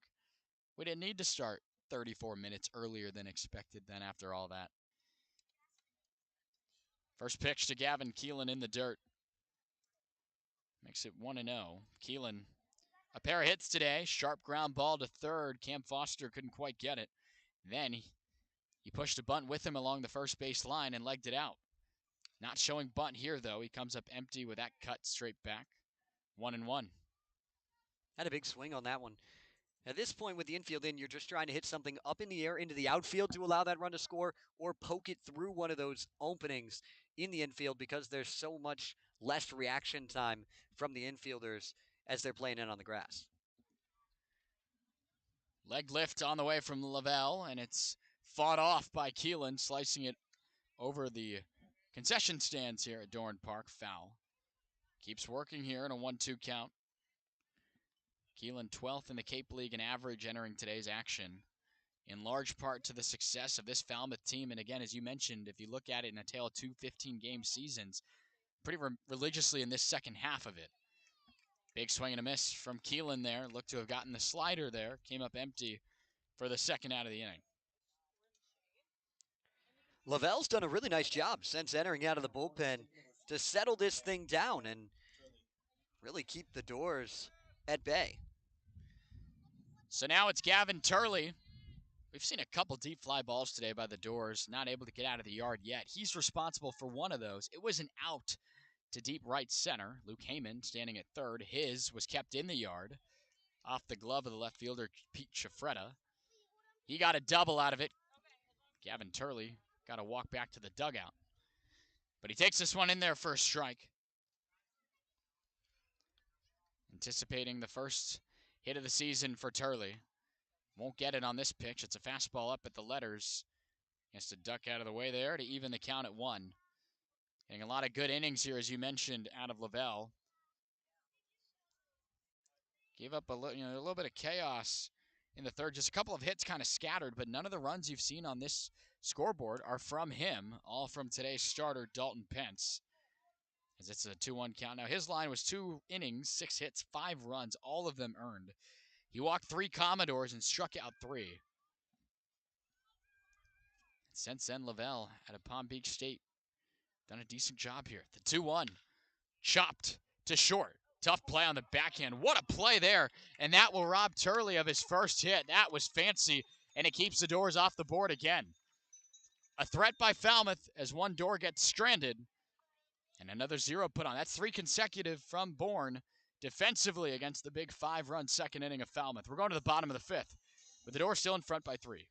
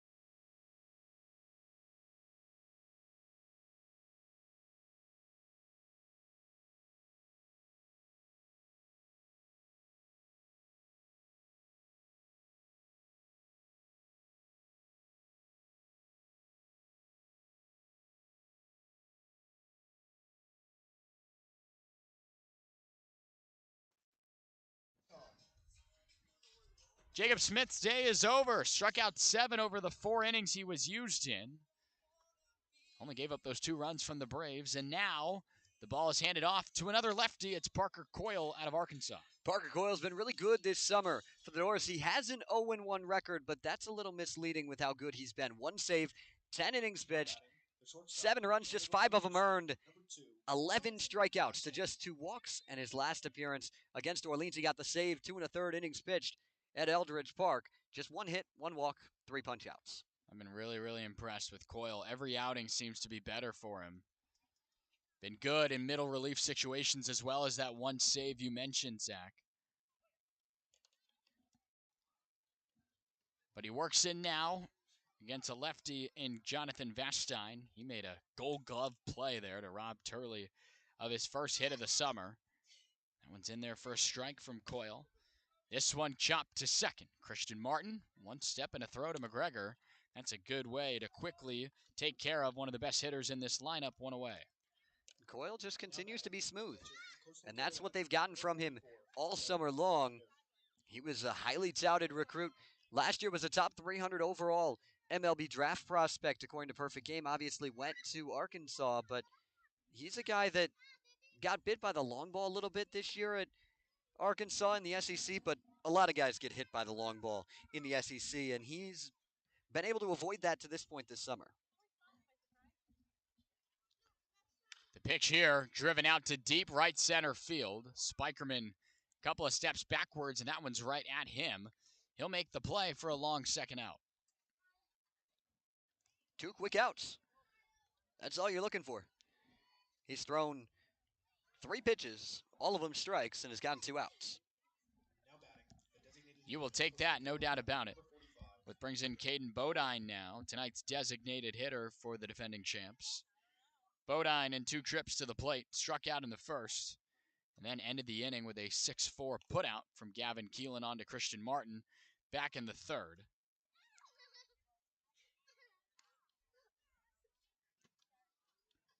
Put that one there, in there for a strike. Coyle working out of the stretch here. Has his presence in the stretch, but then kind of works into a little wind-up move there with nobody on. It's 1-1 now. But again, the 5-run inning from Falmouth back in the second. The only offense this team's put together here, aside from a couple of hits. Big wave and a miss. Fastball upstairs. Parker Coyle, 1 pitch away from a very, very quick inning here for the Doors. This is going to be pitch number 8 for him, and he has a chance to get out of it. Went up the ladder for the swinging strikeout. Hello, Parker Coyle. Picks up the strikeout, and Bourne goes 1-2-3. When we come back, Zach Sardenik takes the headset for play-by-play duties the rest of the way. The good guys still on top. We'll be right back.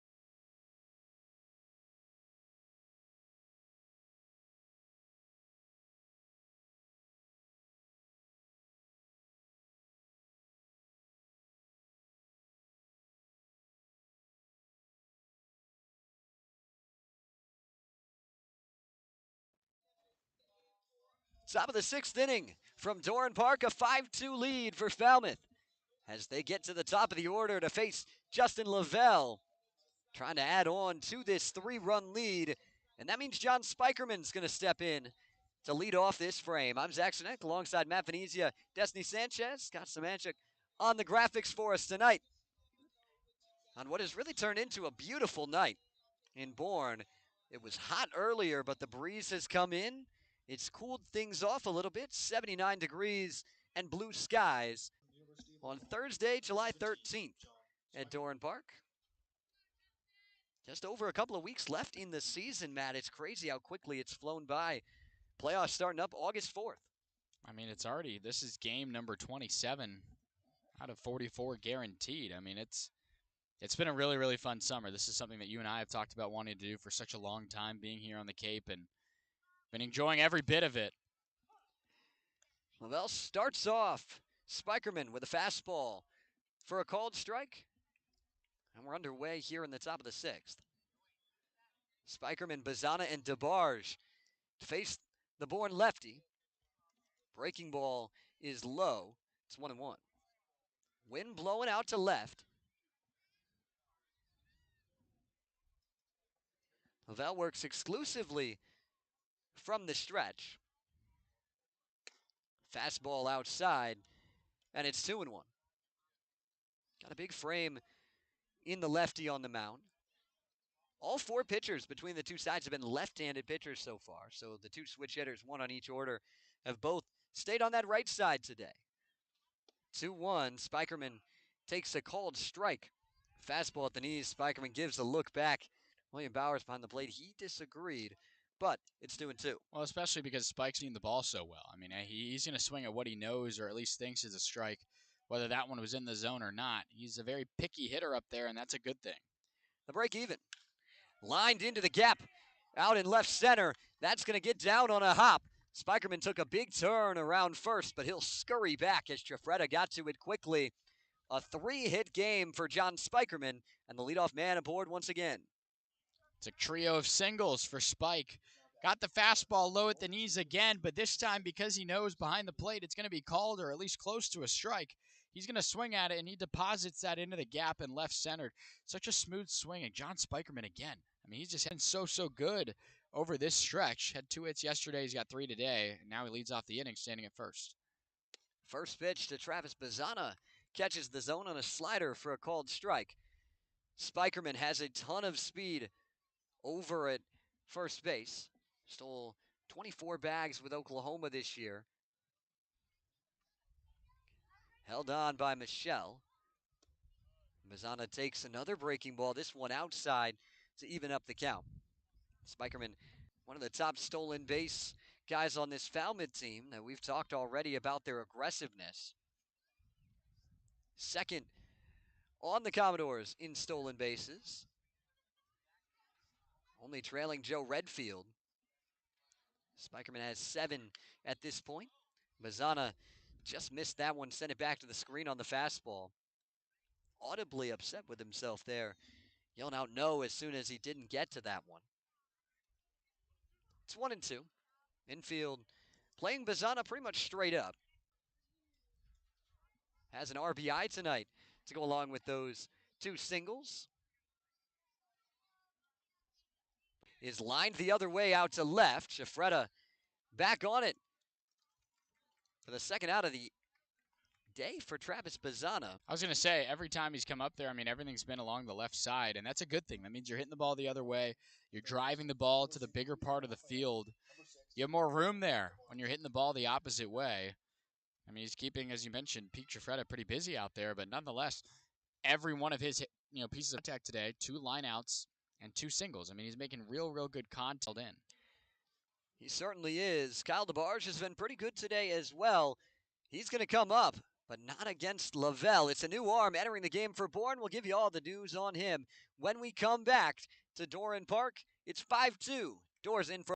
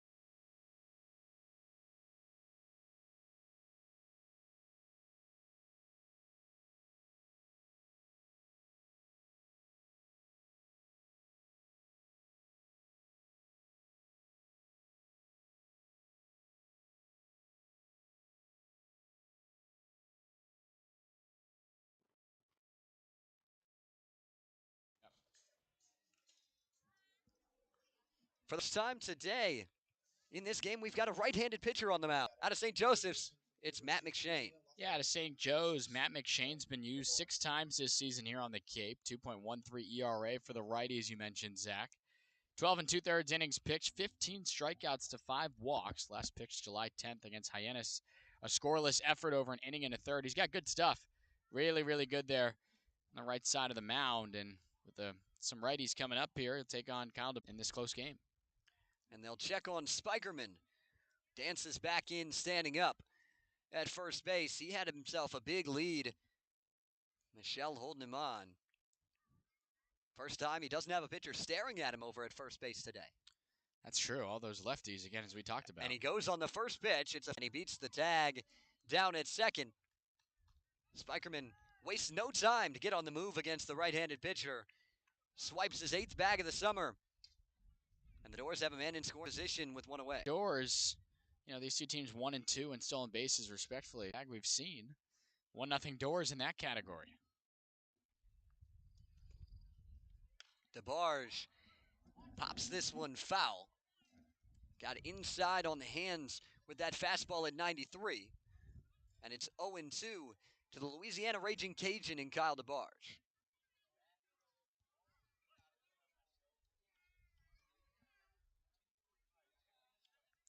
DeBarge, a mainstay in this 3-hole for Falmouth throughout the summer. Since his arrival, pitch in the dirt bounces off the pads of Bender and allows Spikerman to move on up. Wild pitch, and now fly ball to the outfield would more than likely give an insurance run to Falmouth. Yeah, that's pretty big because, not that a base hit still scores Spike with all of his speed standing at second, but even anything wild again, you have so much speed there, 90 feet away. Infield in for the Braves. 1-2, fastball outside at 92. Couldn't catch that edge. And DeBarge continues to battle. It's 2-2. Yeah, Derek Bender thought he got that one in there. The fastball in the inner third, 92. Looked pretty good from here.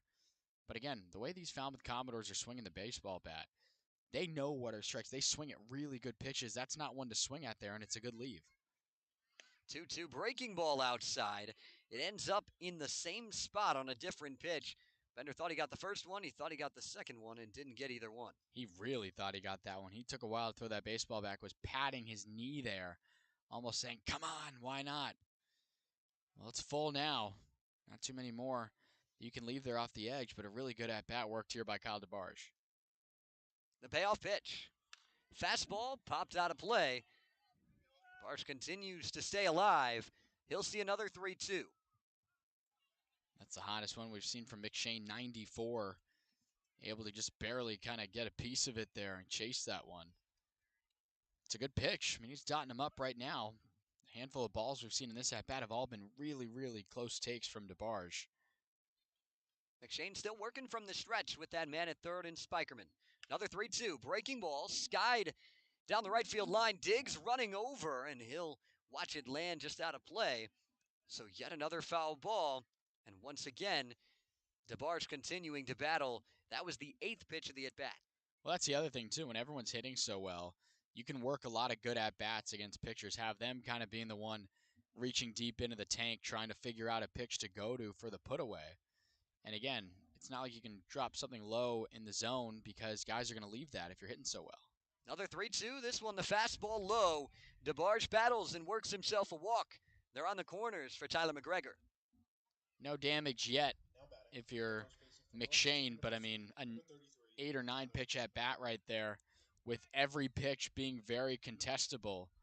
If it weren't for a Falmouth lineup that's just seen the baseball so well, you probably get some swing and misses there, or even probably go to different pitches there. There were a lot of fastballs in and off the corners. In some spots against hitters that maybe aren't seeing it like the Doors are right now, you could maybe go to breaking balls for swing and misses in the dirt. You can't really do that here because the Doors lay off that so well recently. DeBarge at first, Spikerman at third. Falmouth trying to add to a 5-2 lead in the top of the 6th. DeBarge bluffs the steal on the first pitch. It's a breaking ball that gets away from Bender and brings in Spikerman. The wild pitch adds to the Falmouth lead. And the Doors not done yet. Another man in scoring position in DeBarge with one away. Well, that's the thing there. Bender tried to pick at that one. You can pitch in the dirt, but you got to keep it in front of you. Didn't happen there. Tyler McGregor with an RBI chance. He's 0 for 2 with a walk to this point on the night.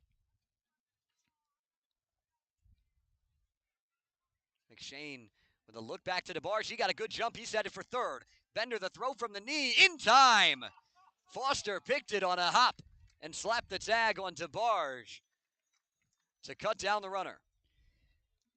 Well, that was a really good jump. You talk about the Doors seeing pitchers real well with their moves. We saw Spike steal second, that time to third. DeBarge did one of those big shuffles of about 4 or 5 feet and then went even before McShane lifted his leg. The throw from Bender from a knee took Cam Foster to reach for that baseball into the front lead leg on the slide of DeBarge. That was as perfect of a throw, and it had to be that perfect. McGregor skies it out to left. Chafreda under it for out number 3. But Falmouth adds a run of insurance in the top of the 6th. It's 6-2 Doors. Head to the bottom half from Doran Park.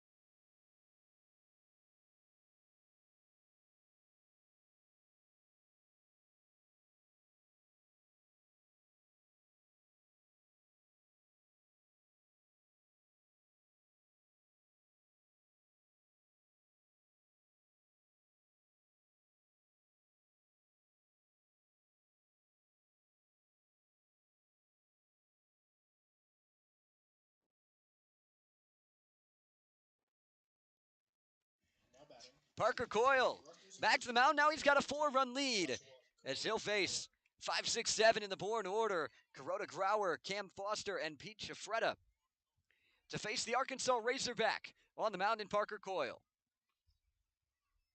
First pitch from the southpaw, high and outside on the fastball at 88. Start off Kuroda Grauer, who is 2 for 2 with a pair of doubles to pace this Bourne order. Takes a called strike as Coyle finds the zone and evens things up. Falmouth infield playing deep against Kuroda Grauer. Pops it foul right off the light pole. Heads up on the redirection over there down that first base line, but it's 1-2. It's a nice setup they have here at Doran Park. The fans getting that one. Another fastball, this one up to 90 from Coyle, but it stays high. It's 2-2. Working from the windup. Turns himself into his motion. 2-2, skied back again. Been a lot of redirections, Zach. We got to watch our heads here and follow these baseballs off the buildings behind us here where we're set up. You've been begging for a ball in live action all summer, so have to keep your head open for it. Kuroda Grauer with a high chopper to short. Keelan on the run, a smooth transition and a nice throw to retire Kuroda Grauer for out number 1. Gavin Keelan so smooth with that move there. 90, the fastball off the plate. Just kind of rolled a chopper there and wasn't hit all that hard. I mean, it only comes off at 70 off the bat, and Keelan coming in on the grass. He's done it so many times with that throw. On the run, has to deliver a strike. And you got a big target there in Tyler McGregor. The stretch is good for the first out. Cam Foster First pitch swinging right back to the screen. It's quickly 0-1 going to that slider. Cam Foster found himself an RBI single in the fourth. That was the last run for the Braves. It made it at the time a 3-run game, but that run of insurance in the top half of this inning pushed it back to 4 for Falmouth. Backdoor breaking ball catches the zone, and Coyle's locked in once again. It's 0-2. That's a real good pitch there. It looks like a ball the entire way up until it comes back in on the outer third. Very good against right-handed hitters. 0-2 fastball, jammed him. First base side, McGregor has room for it. For out number 2. Took the words right out of Luke Heyman's mouth, saying, got room, got room. That's tough because, being the general of the infield, catchers have to be able to communicate like that across all situations when the ball is put in play, redirecting cutoff men and getting guys lined up. Even right there when McGregor's running towards the dugout, not a lot of room on a ball that doesn't hang up in the air all that much. Making sure we're okay over there with McGregor coming in for that out. Jeffretta fouls back. First pitch fastball. First lefty-lefty matchup we've seen of this inning here for Coyle. Jeffretta 0 for 2 against Smith. Now trying to get it done against Parker Coyle. Slider stays upstairs. It's 1-1. 12 for 50 on the summer for Jeffretta. Chops it back to the screen. Had himself a solid season with the Leopards of Lafayette. 13 long balls out in the Patriot League. Also swiped 11 bags. He's got himself 9 on the summer here. It's good for tie for 5th in the league. Fouls back. Another breaking ball from Coyle. Stays alive, but it's still a 1-2 count. Yeah, with the Leopards, that 13 home run season, new single season record for Lafayette over there. Good job for him. 1-2. Chopped on the ground, first base side. Picked on the short hop by McGregor. He'll put the tag on Jeffretta himself and retire the side. Another 1-2-3 inning worked by the Falmouth staff. It's 6-2. Falmouth in front on the Commodores Radio Network.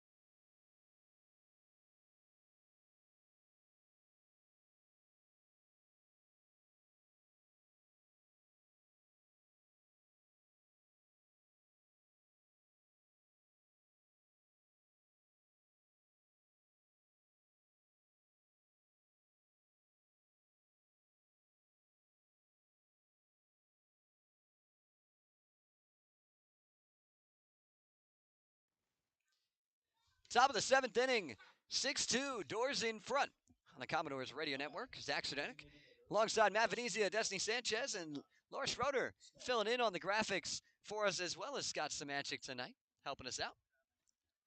Got a great crew. We're having a great summer. We really are, all of us making it happen here at the Commodores, no doubt about it. It's been a lot of fun, and it really does take a lot of people and a lot of great people to help us put together these broadcasts for you. First pitch to Cade Snell. Catches the inside corner for a called strike. Snell find himself 1 for 3 to this point. Had that RBI single back in the second, the lone hit that continues his hit streak. Chops it off the foot. It's quickly 0-2. Matt McShane out for his first full inning of work. Got out of the jam that was set up by Lavelle mostly clean, as the one run came in, but it did not go to the line of McShane. The 0-2. Fastball upstairs to Cade Snell.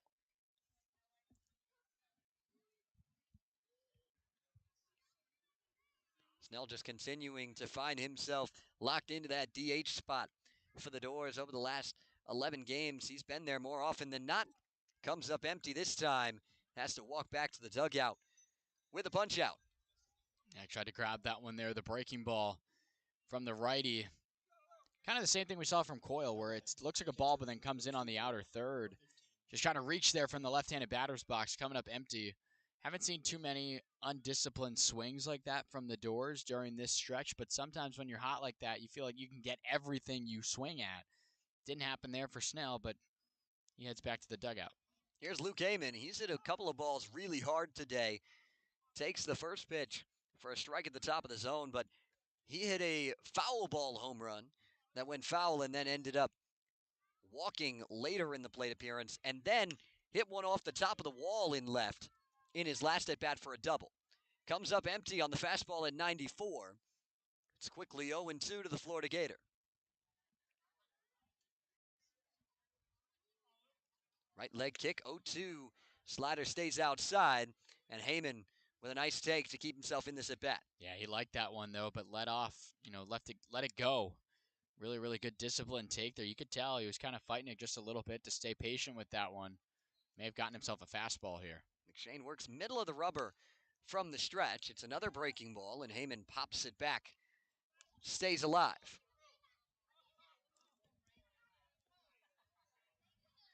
Infield playing deep against Heyman. Pretty much straight up. Outfield is deep as well. Wind once again gusting from right field to left field. Fastball high and tight. Evens up the count at 2-2. Not a bad pitch. I mean, you're in the box there fighting off and looking at two breaking balls in a row when you know McShane can bring it there in the mid-90s. Just to see it and think about it to even the count at 2. 2-2 lined into left center, a base hit. Luke Heyman with his second straight multi-hit game and the 11th hit of the night for Falmouth. Well, he is coming around right there. Early on in the count, got blown by with 2 fastballs, fought off one, left one, and then got a couple of breaking balls. That time he gets one.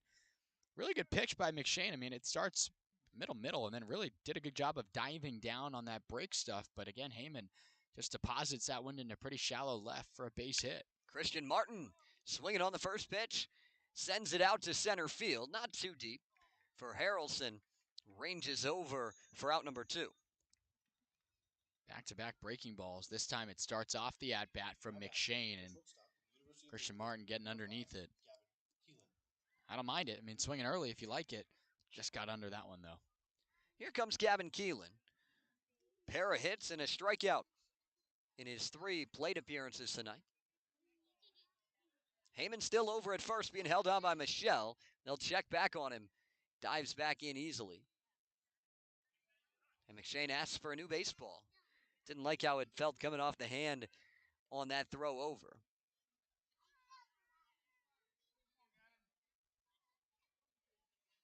Keelan trying to keep himself going and keep swinging that bat well from the left side.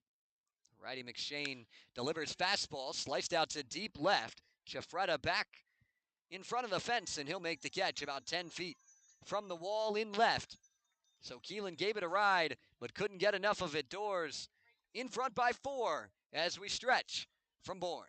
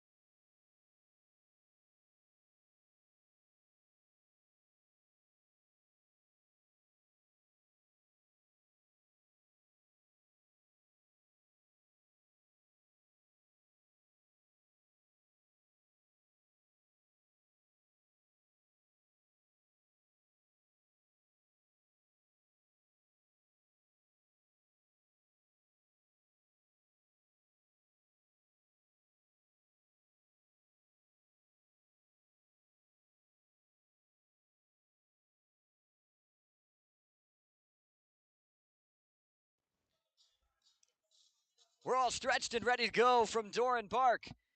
And Parker Coyle headed out for yet another inning of work, working on inning number 3.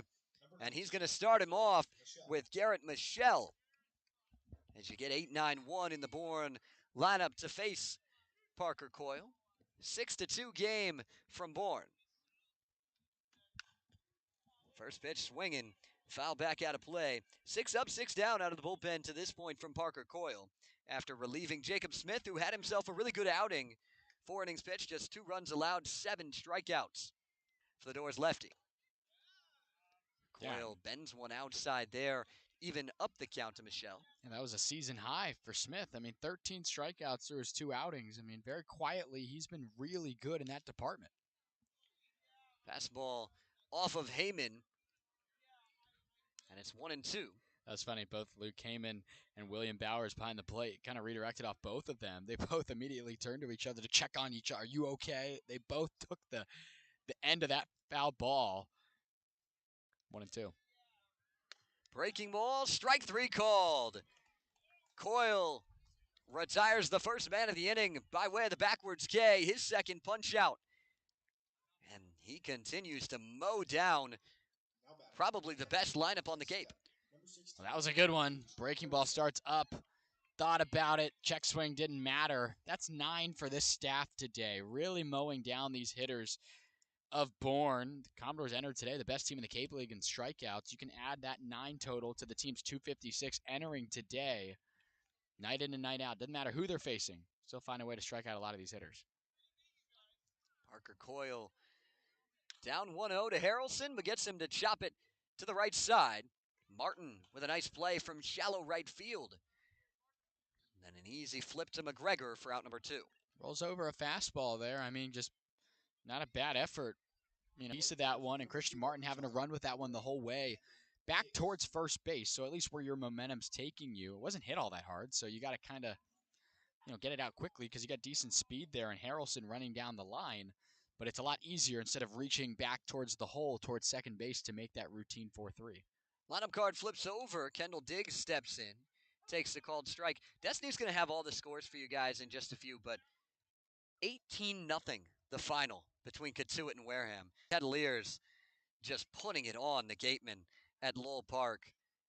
That's the highest score that I've seen on the Cape this summer, easily. Well, I think putting apart, or whatever the term you just said, is putting it rather kindly. I mean, how about a full-on dismantling of the Gatemen? That's pretty. We're going to see tomorrow in those Cavaliers. The 2 hottest teams on the Cape right now will do it from the Gov tomorrow. Wow, what a game that's going to be. That's going to be fun. Diggs takes the called strike. Even up the count 2-2. I don't think Kendall Diggs thought that one was a strike. He's taken a long time to get in, was kicking some dirt around there in the box. William Bowers has been really good in keeping the zone pretty consistent, though. 2-2, foul back. The 18 runs for Katuitt, 1 shy of the Cape League record in runs, which stands at 19, or at the very least the Cape League record in the point streak era. So since 2010, what we have the numbers back on. Brewster and Orleans each putting up 19 at different points in the last about decade and a half. Breaking ball gets an ugly swing and a miss from Coyle. He punches out his Arkansas teammate and works 9 up, 9 down. In relief, the Doors in front by 4, headed to the 8th.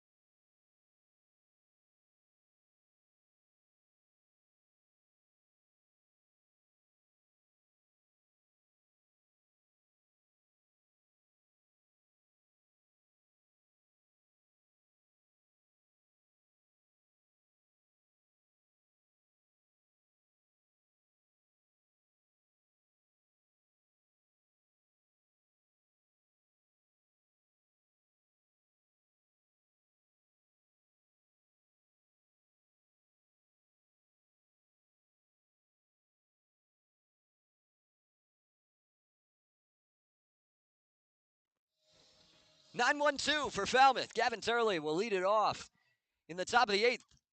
Doors in front 6-2. Matt McShane back to the mound, hoping to replicate his 7th inning where he put up a scoreless frame on the scoreboard in that Falmouth offensive category. 6 runs on 11 hits for Falmouth, 2 runs on 7 hits for Bourne. Neither side with an error to this point. Some clean baseball from Doran Park. Turley with a big swing on that first pitch fastball, tipped it into the glove of Derek Bender. 93 there, still really reaching back for that hot stuff is Bender, or rather McShane. Another fastball by Turley. 2 pitches and it's 0-2. Had a little bit of a grunt too after that one. Reminds me of a Max Scherzer type kind of heave there on the throw. I mean, he's really bringing it right now, and Turley on those 2 swings and misses has been rather behind on 93. 0-2 fastball. Popped this one up into shallow right. Diggs calls off Kuroda Grauer, makes the catch for out number 1. Well, this time making contact on it, but still late. I mean, it just popped up into right. It's tough. I mean, that's not a dig at Gavin Turley at all. It's just when guys are throwing that hard, while also having to keep in mind other options to go at, especially 0-2. I mean, you could really go to any pitch there and it would be justified if you want to work backwards like McShane did right there to try to get a put out. Doesn't always work though. Sometimes if guys come up empty on the first 2, sometimes you don't give them another chance to get the fastball. That time though, it's a routine fly ball into right. John Spikerman steps in, this time batting from the left side. The switch hitter out of Oklahoma, getting to see a righty for the first time tonight, and he's ahead in the count after taking the fastball up. Already 3 hits today for Spikerman. Breaking ball drops in for a called strike. That was a really pretty pitch there. First time we've seen it this inning from McShane. Cam Foster playing about a step further in from the bag at third. Another breaking ball catches the outside corner for a called strike at 84, and it's 1-2.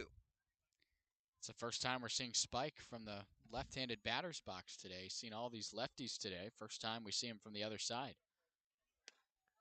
1-2 outside, evens it up. That's a really good take there, Zach. I'm looking right now at the track man. Says it's off the outer third, but I mean, when it comes in that hot, it's real tough to tell from our angle sometimes. It's a really, really good pitch. 2-2 breaking ball, just a touch outside. And it's full. The crowd here at Doran Park disagrees, but I will say Trackman does agree with William Bowers. Says that one just missed the zone on the outside edge. Again, I think he's been real clean back there. He's been real consistent with what he's called. That one looks off. The 3-2. Slapped back to the screen. Spikerman stays alive. Not to mention, it's a broken record, but again, all these hitters 1 through 9 are seeing the baseball so well. Most of the time, I mean, you're not ever real seeing backwards Ks from the Commodores during this stretch of games. They're leaving balls off the plate. They're not chasing these close pitches. Another 3-2, tipped in and out of the glove. Spikerman continues to battle. All 5 strikeouts from Pence and Lavelle and the one from McShane have been swinging. The Doors are being aggressive, but also working some walks. They've worked 5 of them tonight. Another payoff pitch to Spikerman. Swing and a miss. Went upstairs with the fastball. Spikerman comes up empty, and he goes down for out number 2. It's a pair of strikeouts for Spike, along with his 3 singles today. Gave a word of advice there to Bazana stepping into the box. 2 left-handed hitters, at least in this set of at-bat, given that Spike's a switch hitter, but just blew him away at the fastball there. Reached back for 94. Again, the highest and hottest we've seen from McShane. That was a long at-bat that goes the way of the pitcher. First pitch to Bazana, misses outside with the heater. Bazana 2 for 4. Couple of singles and a couple of lineouts right at Pete Giuffreda in left. Everything he's hit has been hit hard today. 1-0, hit on the ground to second. Backhand pick by Kuroda Grauer. Throw a little high for Michelle, but he keeps his foot on the bag. And the Doors go down in order in the top of the 8th, but still hold a 6-2 lead headed to the bottom half on the Commodores Radio Network.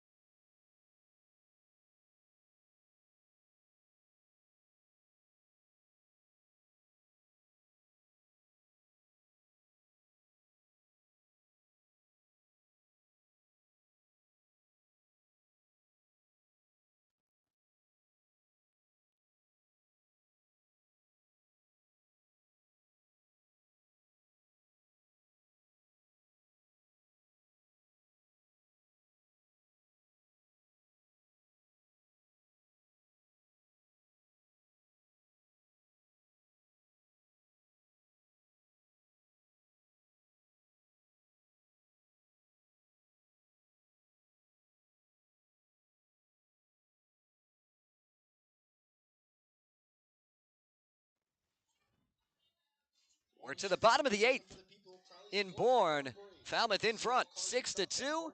But there's 4 other games going on around the Cape League tonight. And Destiny Sanchez has your scores. Thanks, Zach. The Katuitt Kettleers shut out the Wareham Gatemen 18-0. The Brewster Whitecaps and the Hyannis Harbor Hawks. The Hawks lead the Whitecaps 7-3.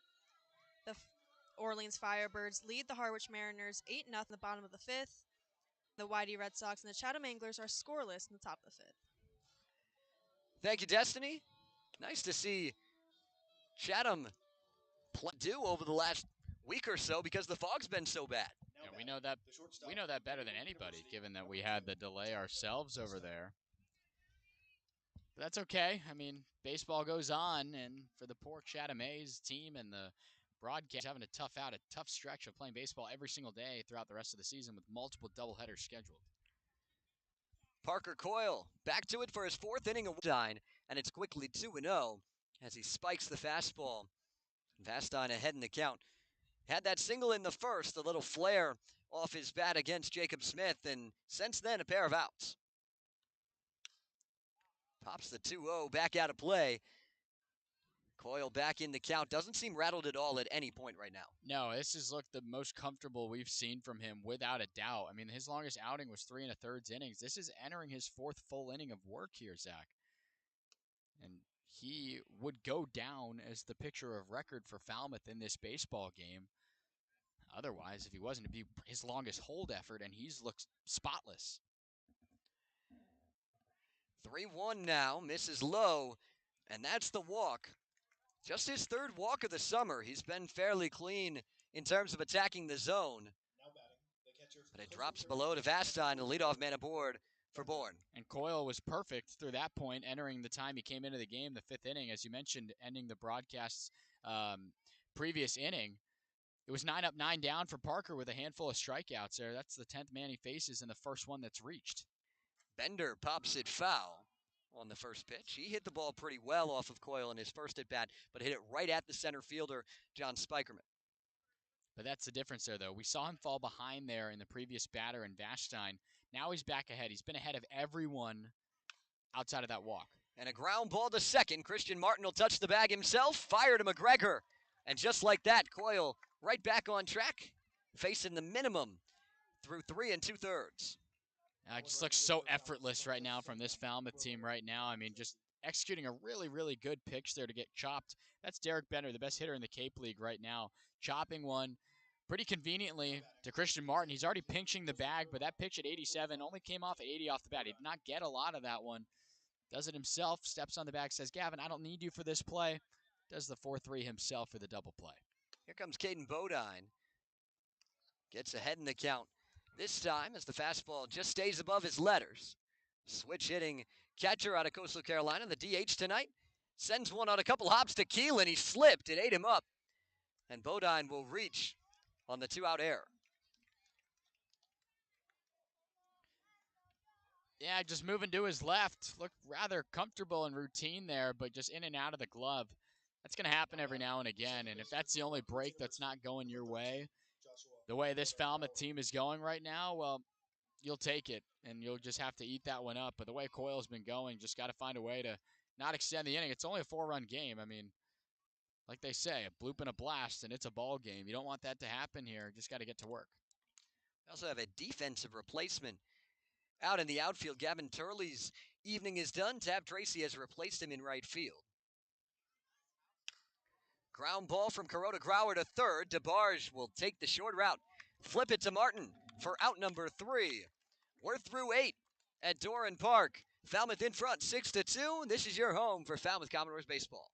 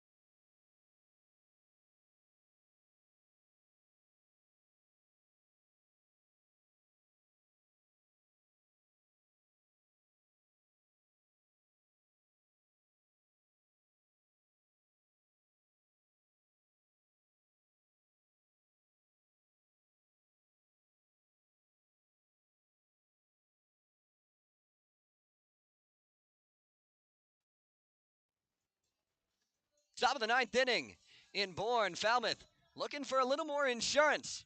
Trying to put the closing touches on this one. It's 6-2 Doors into the ninth. In the middle of the order to face Matt McShane. Started off is Kyle DeBarge. 3, 4, 5. I mean, these are some of the guys you want up in a spot to get that insurance, as you mentioned, partner. And I mean, nonetheless, it's just been such another good effort. I mean, you look back in our scorebooks here and look at, you could pick any random page during this 11-game stretch, and you'd be really impressed with what the Doors have put together. And this night will continue to move into that direction. McShane still out on the rubber, working from the stretch.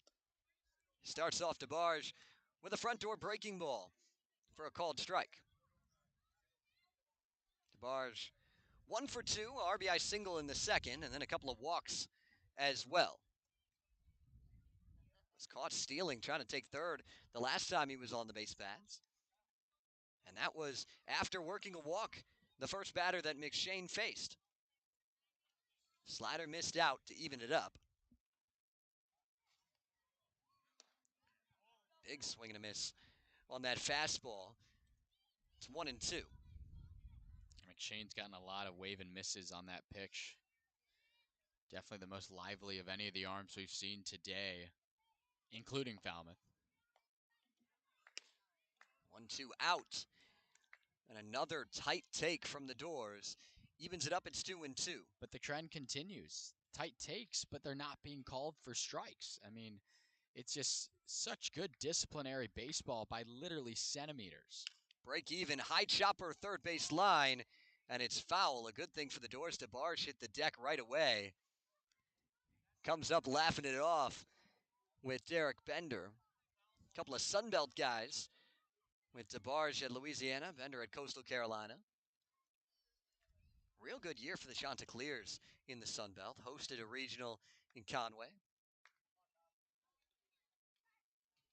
Had a deep run, too, not too long ago. DeBarge seems to be okay. It's 2-2. Sends it back. Spoils another one. And we're going to see another 2-2. It's a fastball. Haven't seen a lot of solid contact on it since McShane's come into this game. Allowed just the one hit to Luke Heyman. Fastball out. And DeBarge has quickly worked the count all the way back to 3-2. And he's had a lot of control with that pitch, too. We're not seeing it all over the place. When you think of some other arms that maybe can throw it hard but have some tough times containing it in the zone. Payoff pitch. Stays upstairs on the breaking ball. And DeBarge works back from down in the count.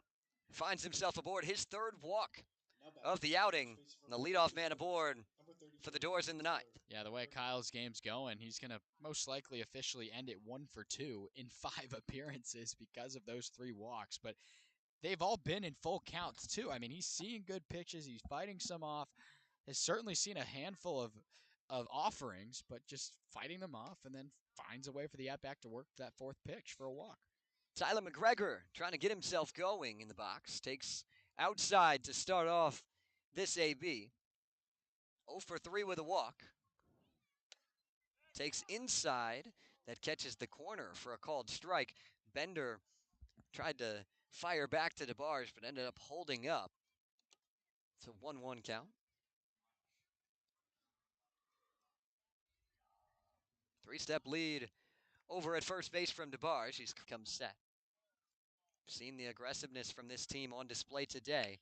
McGregor slices it foul on that left field line. He's all over Cape Cod in the summer, but tonight has been a great one at Doran Park. Sun starting to set, the lights illuminating the field in Bourne. Move back over to first.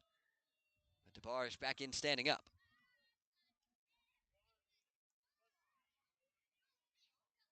Up the middle for the Braves. The rest of the infield is deep. DeBarge takes off. Fastball outside. Pitch down is in time.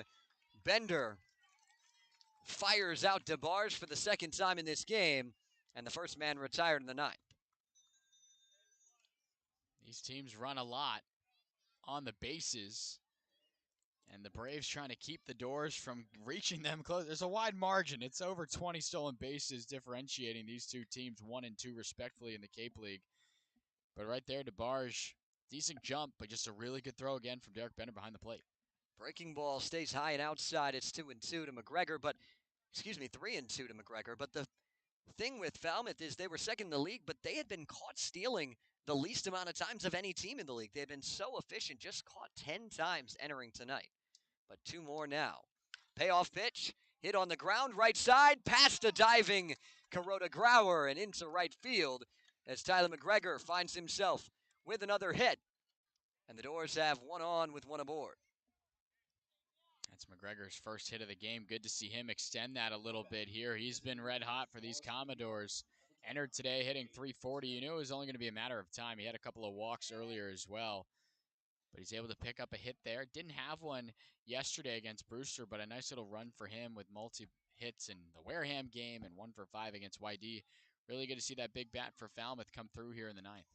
Here comes Cade Snell trying to keep the train moving. Fouls back a breaking ball, a little hesitant on it. And send it back to the screen. It's 0-1.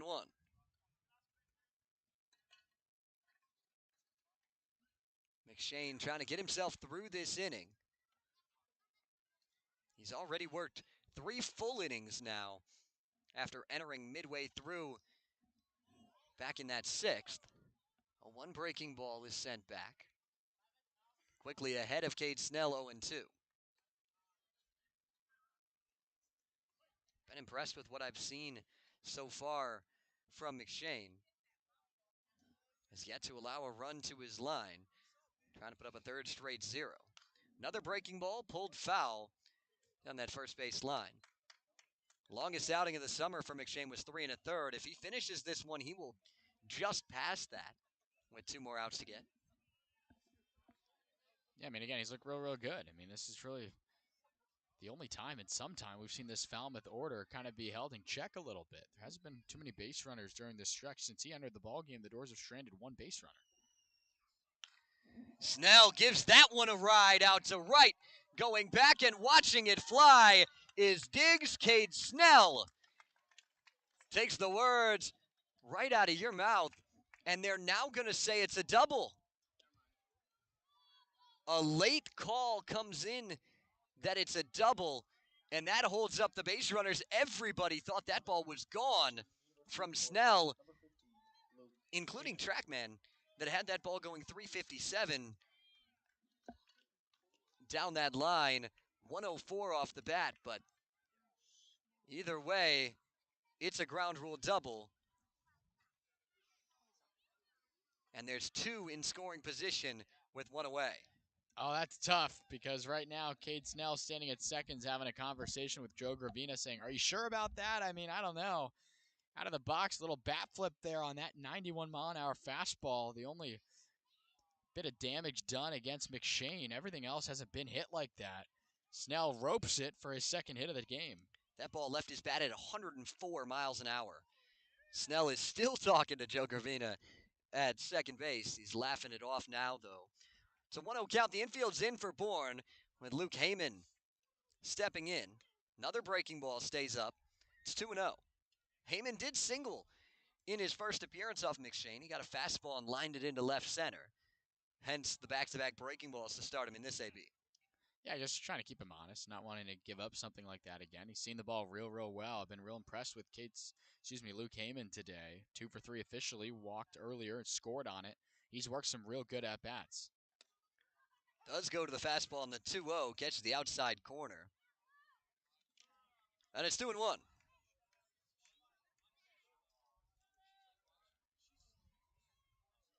Outfield playing deep against Heyman. They've seen what his bat can do today. As you mentioned, Matt, he's hit the ball real hard from that right side.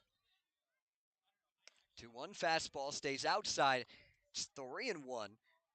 First base is open.